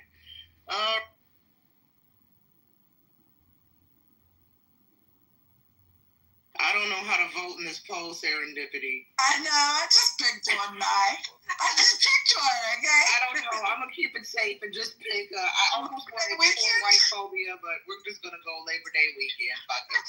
So what Lion made me realize that I was racist, even though I didn't think I was, and I gained knowledge from it. I learned from it. Actually, he opened my eyes a little bit. Because even though I felt like I'm not a racist person, he just, he did exactly that. He pointed out how every other race to America throughout history was practically welcome, brought in here and given benefits and bonuses, except for black people. And that when he was just making that point, like everybody wanted to go to America, right? Everybody came here. But not only, were black people dealt the cards that they were, everybody else was intentionally dealt better cards. And I was like, damn. So it's not, maybe me not really giving a fuck for or against people of color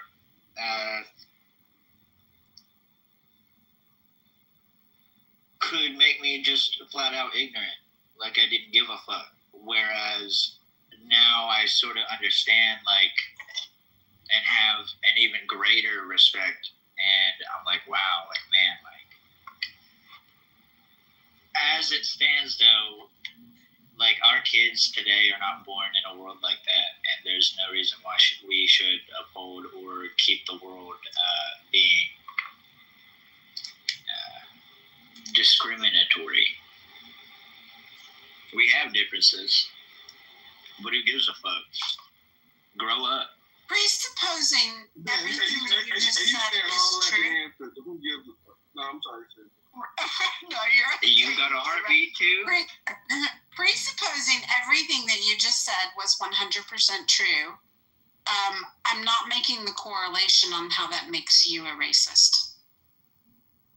Right, I was going to say, while he's in the process of learning how racist he really is, despite what he feels in his heart, I had recommend reading White Fragility, where you can have a black woman gaslight you for 300 pages to tell you about white body trauma and how you're internally racist, even though you don't feel like it.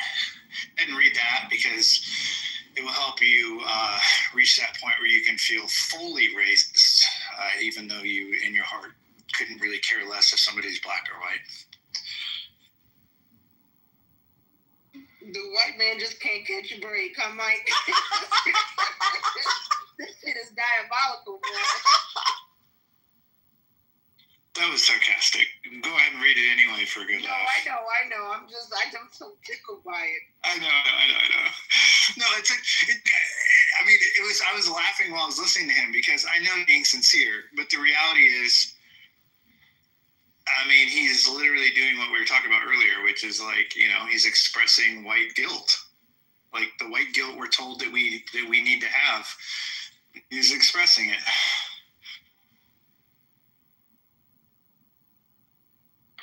What I heard him say is that he felt that he could be racist because he totally was dismissing a whole part of history. And for that, damn, some of the shit I've been saying is fucked up because... No, not necessarily. Can I figure that out? Now you triggered. Well, when you take it the wrong way, I need to interject so that you can be set straight, express my so thought. that you can understand. Well, we have to let Hakima finish his statements, though, ladies and gentlemen. Let Hakima land before we interject. That's right.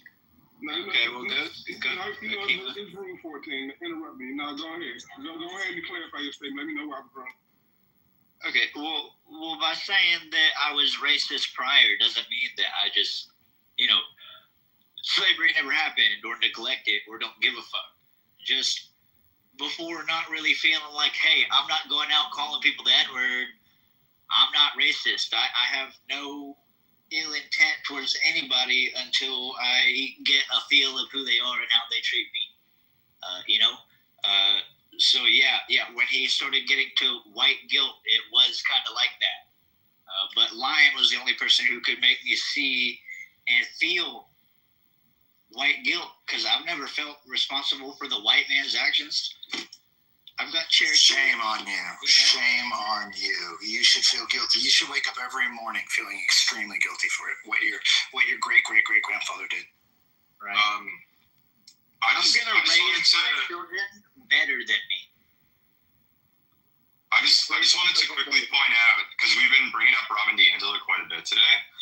I was trying to find the worst paragraph in White Fragility, but what I stumbled across is a news article where it turns out that she's been credibly accused of plagiarizing people of color in her doctoral thesis. So just let that sink in, Mike. Oh, the irony and hypocrisy. Hold on, guys. Hold on. Hakima, did you get a chance to land and finish your thought? Did you have more to say about Myth's submission? If not, please go. No, I'm good now, thanks. Yeah, no, I thought we settled that. I thought we came to an understanding. Gotcha. Okay. No worry.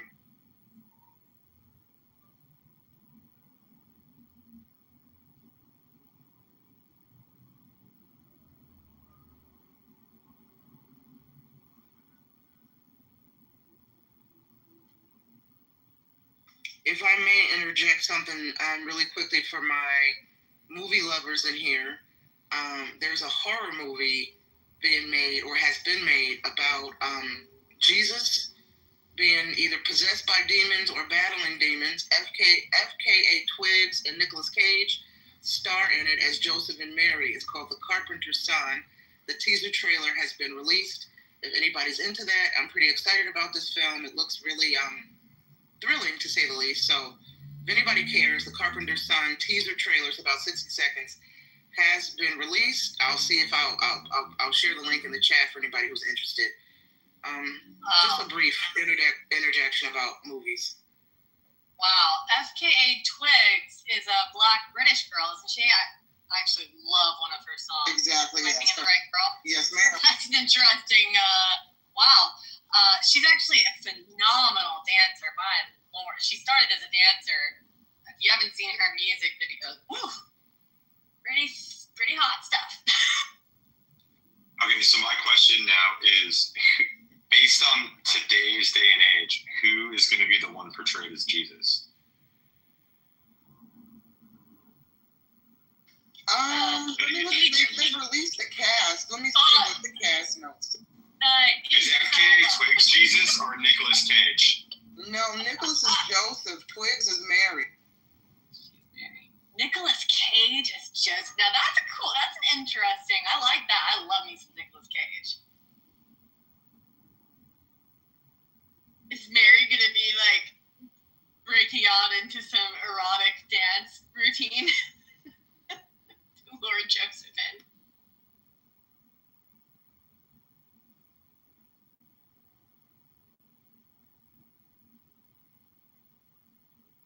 Has she been in anything else? I didn't know she was just in that Crow remake just recently. The Crow remake. Oh, okay. That came out, I think, a year ago.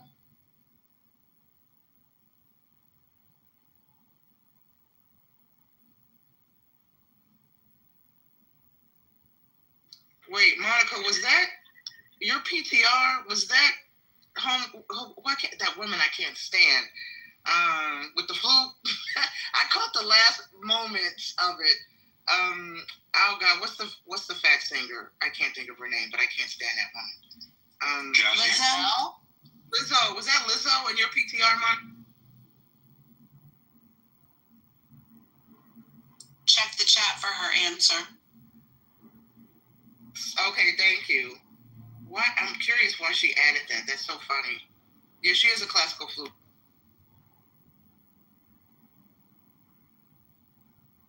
She's actually really good with it. It's a shame that she got canceled. She was. Well, I don't know. She's kind of I know there was a brief moment of cancellation when she got caught up in that when her dancers sued her for sexual harassment. Outside of that, it's a wilder story than sexual harassment. Did you hear the? Well, I've heard various,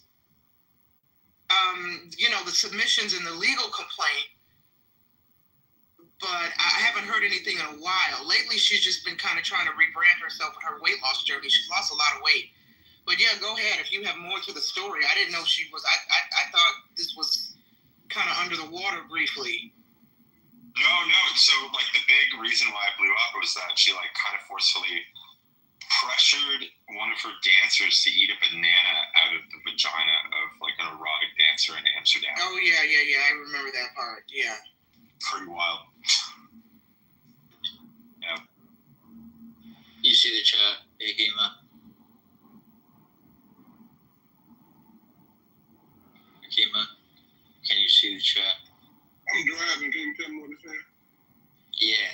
It says, I apologize for stopping you mid-thought. No, Hakima, I misconstructed part of my presentation. Wait, I didn't know Adams was here. Adams, I swear to God, you are the funniest person in the world. I just saw the Adams comment. Lizzo was a filthy large beast. She attacked those dancers with those bananas. Lizzo should be arrested and thrown in the zoo and the enclosure with the rest of the elephants. That's fucking up. Where is Adams? Is so funny to me. I don't even see him in here, but okay, he's in the chat someplace, I think. Adams, have a great day, Adams. You are the fun. Did he just come in the room, post that, and then leave? Hi, Hey, Serena. Hi. Hey, Serena. How's it going? Pretty good. How are you? Pretty good. Glad to be here. I miss spaces like this on Clubhouse. There used to be a lot of spaces like this. Well, thank you. We appreciate it. Okay. Cool. We've been going all morning. I mean, it's just been one topic after another. I can't keep up. I just said, let's just insert topic title here.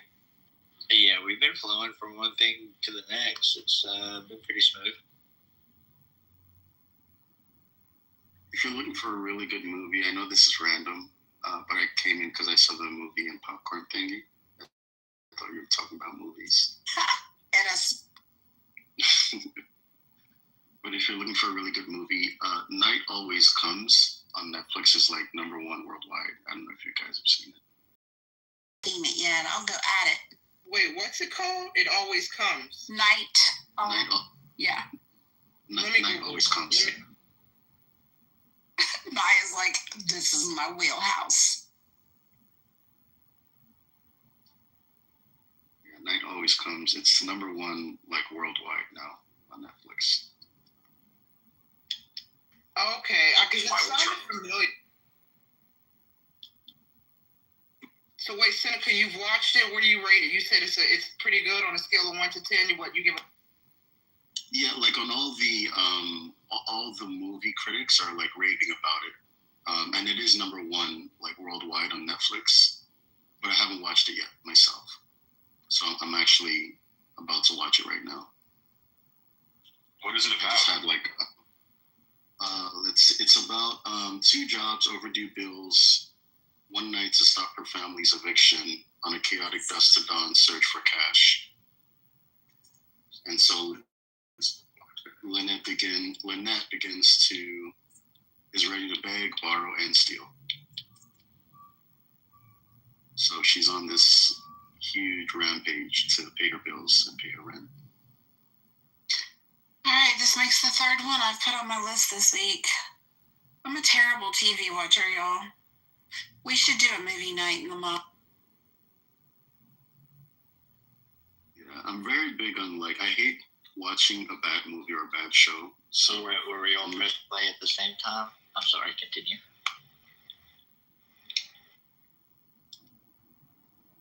I hate watching a bad movie or a bad show, so I'm very picky when it comes to. I don't watch a lot of TV, but when I do, it has to be really good.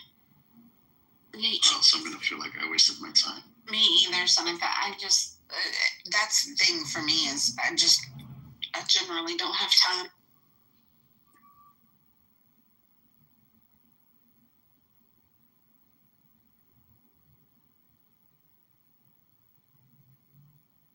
Yeah, we should totally do a movie night in the muff.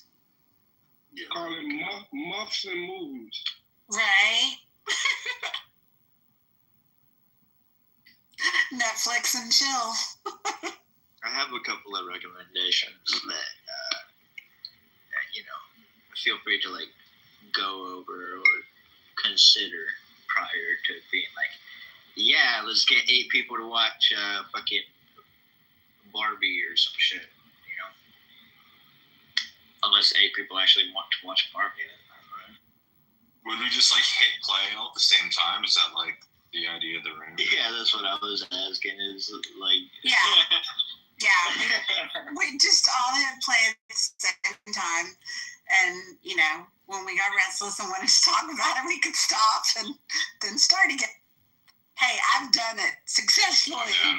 I'm down. As long as we have one of the flight announcements before takeoff, I think that might work. Right? Yeah, we have definitely done it successfully. It's really funny though, the people that come in the room and they're like, what the fuck is going on in here? Why are there so many people and why is this dead silent?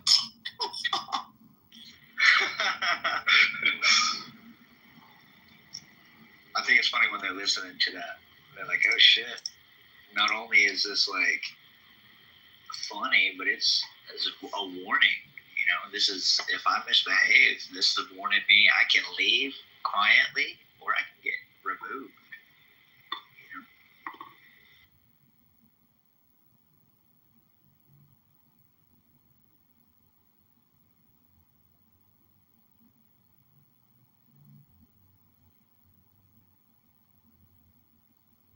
Who said these are possibilities?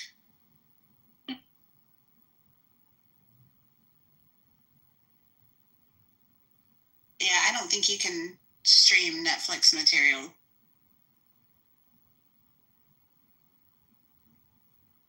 That watch party technology does suck. We've tried that too. And there's actually an app called Rave that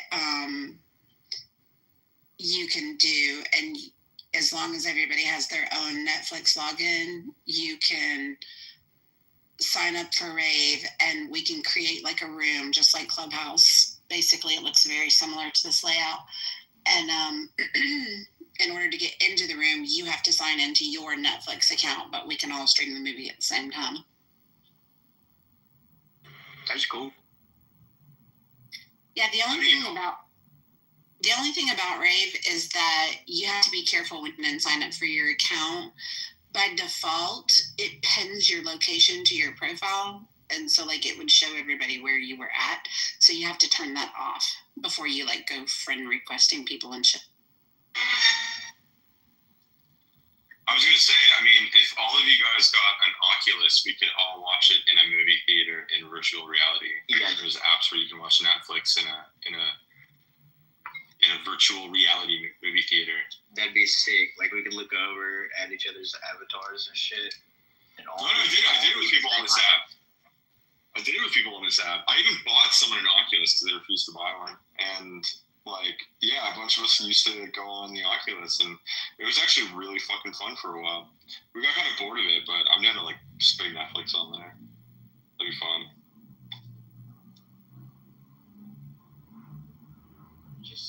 You just look like an idiot wearing it. That's about it. So don't do it in like a phone. blown to my room. Fuck that. I'm comfy as fuck. I can be on my bed anywhere. But then all I gotta do is eat, shit, sleep, drink, exercise, shower. Yeah. Okay.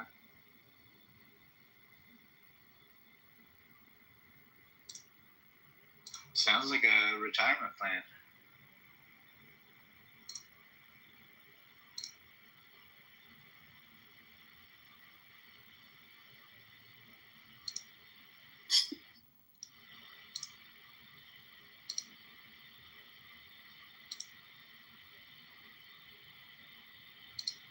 I just think the Clubhouse version's the easiest because everybody can watch it wherever they want to.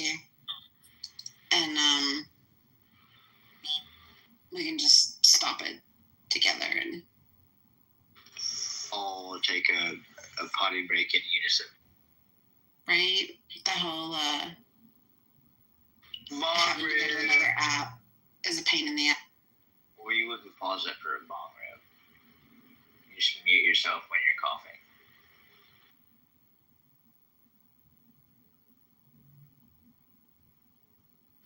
We'd all be on mute anyway so that we wouldn't hear each other.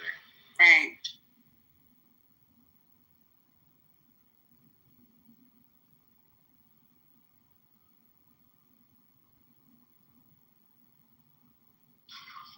I'll just send a photo of Mom.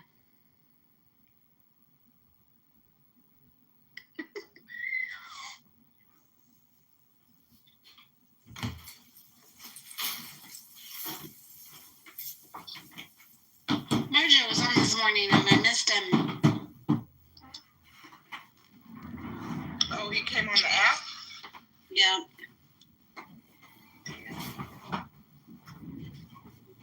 I know. Goodness.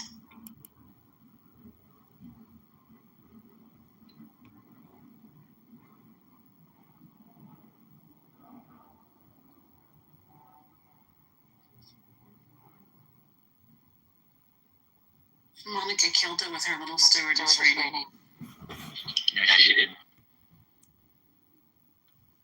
That was the best.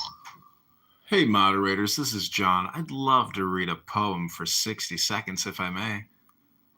Yeah! Kick it up a notch, John. Okay, this is to all my Clubhouse friends and haters out there. There is a sun star rising. Oh, that's me. I'm one of those. Okay, well then take the deepest breath of the day. Hold it for 10 seconds. There is a sun star rising outside the reality of form. I am lost in that other reality.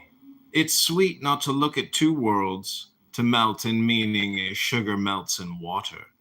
No one tires of following the soul. I don't recall now what happens on the manifest plane. I stroll with those I have always wanted to know, fresh and graceful as a water lily or a rose. The body is a boat, and I am waves swaying against it. Whenever it anchors somewhere, I smash it loose or smash it to pieces. If I get lazy and cold, flames come from my ocean and surround me. I laugh inside them like gold, purifying myself. A certain song makes the snake put his head down on a line in the dirt. Here is my head, brother. What next? Weary of form, I came into qualities. Each quality says, I am a blue-green sea, dive into me. I am Alexander at the outermost extension of empire, turning all my armies inward toward the meaning of armies and Clubhouse friends. Bravo, John. Yeah! Friends in peace, enemies in war.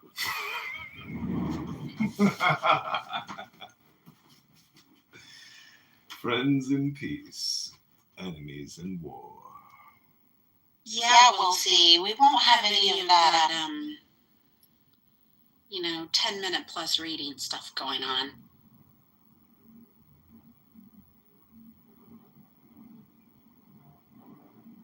John, you're getting requests. Oh, did he leave? He left. Okay.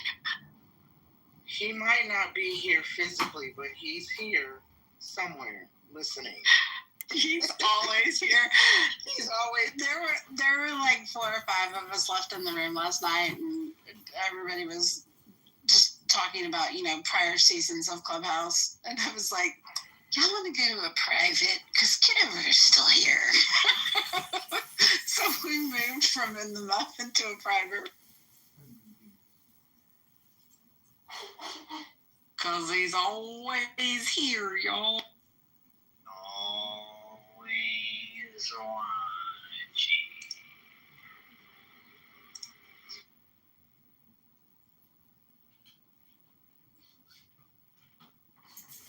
Kristen, how's your day going? It's Friday Eve. I'm good. Are you proud of me that I haven't been on mic and noise? I'm so proud of you. Thank you.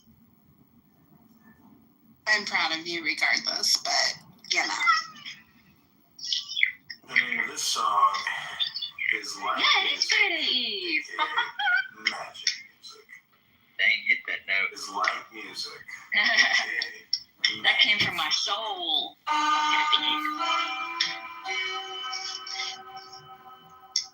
Yeah, have the conversations in here been good? It's got a little bit too much for me. Had to go. yeah, they have been. Good. We even managed to keep spicy less spicy. We're so bland. Well, you know what? That's okay now too. You don't always need, you can't digest every damn thing.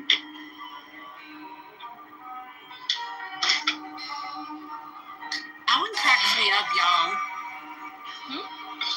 Alan Dean.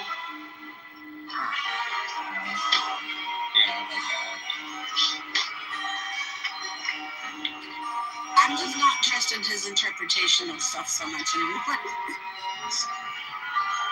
Is he the one that's the big political kind of guy?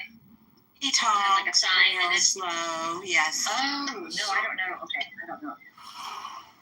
No, I'm not talking about brain trust, Alan. He's the one I asked if he was the one Yes. We know the chillism dilemma. The chillism dilemma. That's what it's called now. Yeah.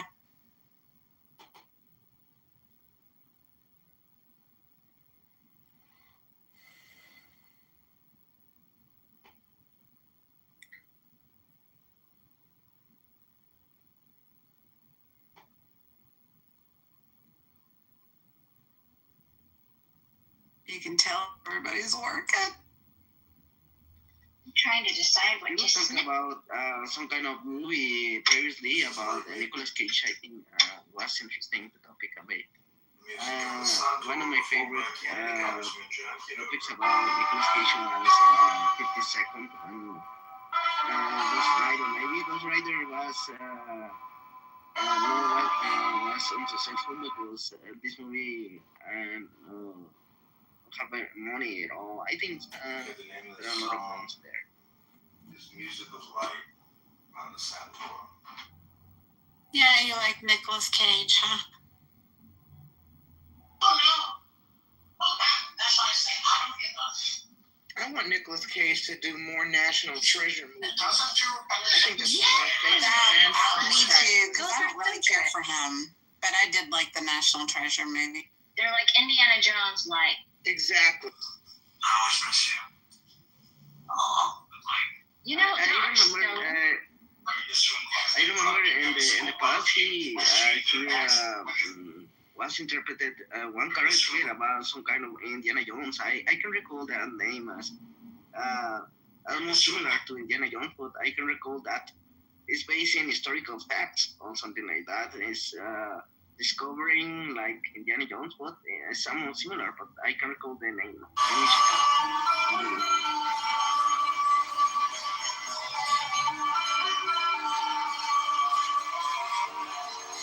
was a movie released almost in 2008, I think 2007.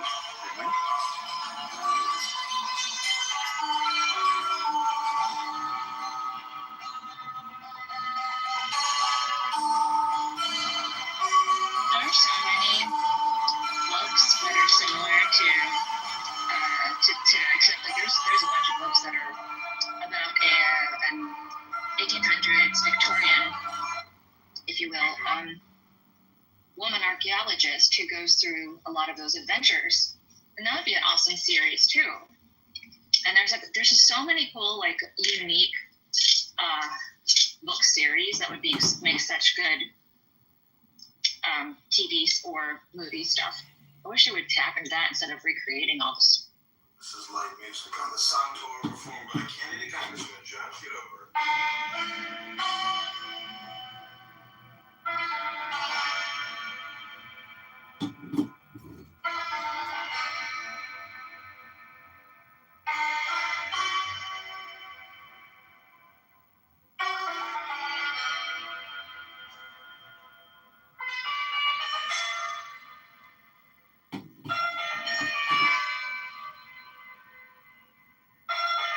Anybody read a book that could be really cool?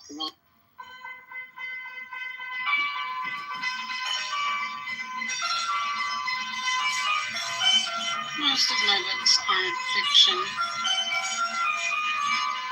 so I'm no help there. Nonfiction? Then that might make a good documentary, though. Yeah. Did somebody say they wanted me to read from a book? I did, John. Thank God you're here, wanting to hear that voice. Read. My day is not complete. You had a request, John, for This Is Water, DFW's commencement address. But it's really long, so I was going to suggest that maybe you should do a replay room.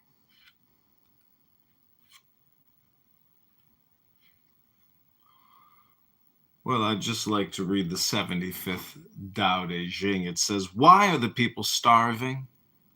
Because those above them are taxing them too heavily. That is why they are starving. Why are the people hard to manage? Because those above them are fussy and have private ends to serve. That is why they are hard to manage. Why do the people make light of death? Because those above them make too much of life.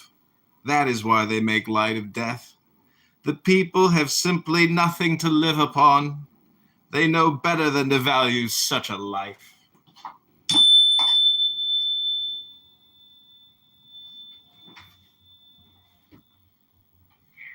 Is that frequency beep at the end, like when you get your memory wiped in Men in Black by the little pen because you don't want to wear the glasses? He's wiping his own memory after he and then he leaves the room. He doesn't remember that he was even here. Then he comes back. Hey, can I read another poem?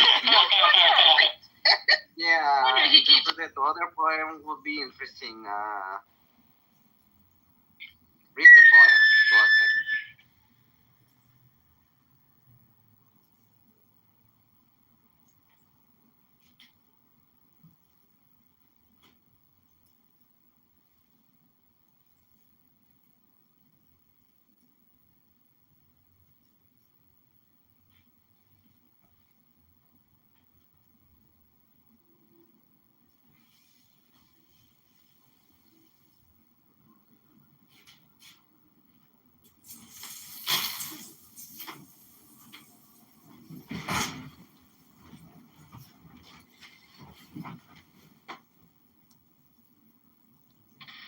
I'm gonna get it work on everybody on your side. What? I forgot I was here. Exactly. That's what I was saying. Is everybody forgot what's going on now?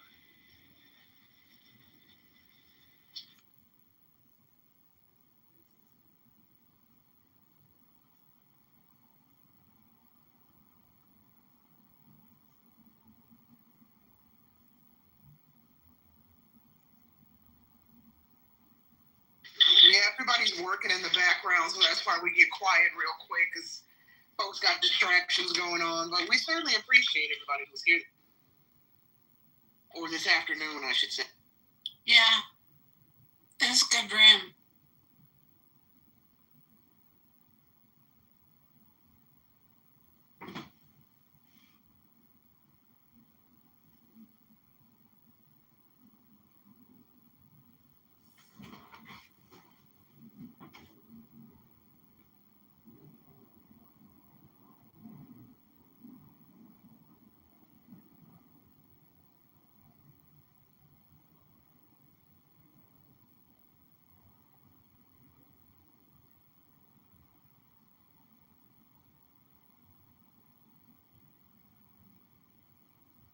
I'm having a shipment of my belongings moved to my new house. Well, my new spot, anyways.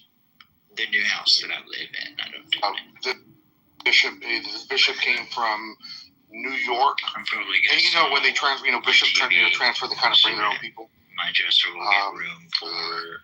And one of the things that happened is that at that time, my church was doing pretty healthy. It was a pretty healthy church. Into a different screen, no problem. And I got transferred. I was called to do a transition of my church with another pastor. And this space opens up like a laptop. I could have said no. The Xbox One inside. No, I have zero. Silver's my chat GPT. 20 hertz.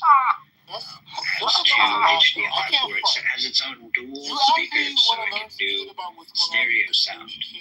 Wonderful. I think if you combine the Xbox X with a good TV movie, could be OLED technology, could be the maximum technology available on the market. We'll see. Nintendo, I think, patented the idea Those were him taken from Clubhouse. An optical sensor of a mouse and putting it into their Joy-Cons. So now, my idea of having an Xbox controller split in half that also has a mouse. Yeah, now you have available these features. I think is you can paint. In my paint, if you have online and Nintendo, even you can play that video game so rare with the share or something like that.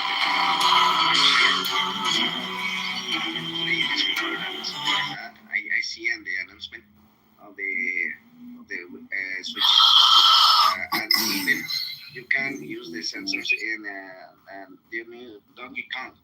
I think it's wonderful. I think you can use it to browse the internet. You could have mouse and keyboard like gameplay without it being mouse and keyboard, without having a keyboard, I guess. But I don't know, it'd be like having a kick-ass gaming computer mouse with all of the buttons and a joystick that you would need. And it just snaps to the other side. Like that'd be neat, I think. The only problem with this console is the expensive. The price is so high compared with the other console. Even the hardware is not. Yeah. The only thing that matter here is the video games, for example. But when I was a kid, it was tornado drills and fire drills. My parents and others, even though to look back on modern military, they just do very. It was duck and cover, when we're in the heart of the Cold War, and the thought that just Tuesday for me, I had to readjust my work schedule because I forgot about the open house orientation at my son's school, and there was a couple there, their student, they just moved to our neighborhood, and their sons new at the school, and they just gave me the universal black head nod, like, oh, hey,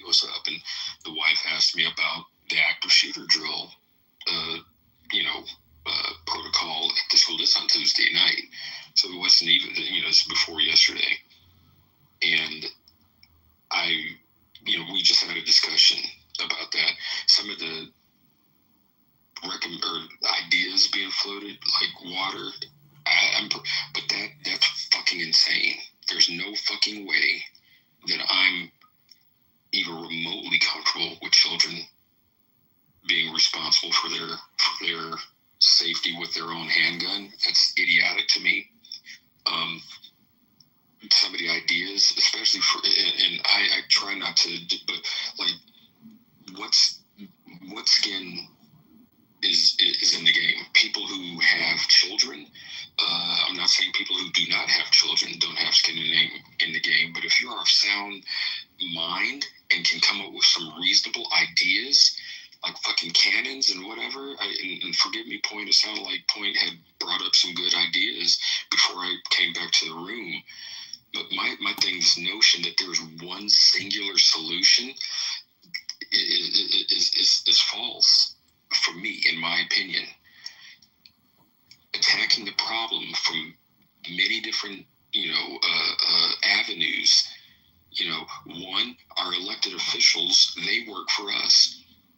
I've experienced in my time over here, the fucking school shooting we had, which scared the shit out of me, and my godsons are in the school, not even my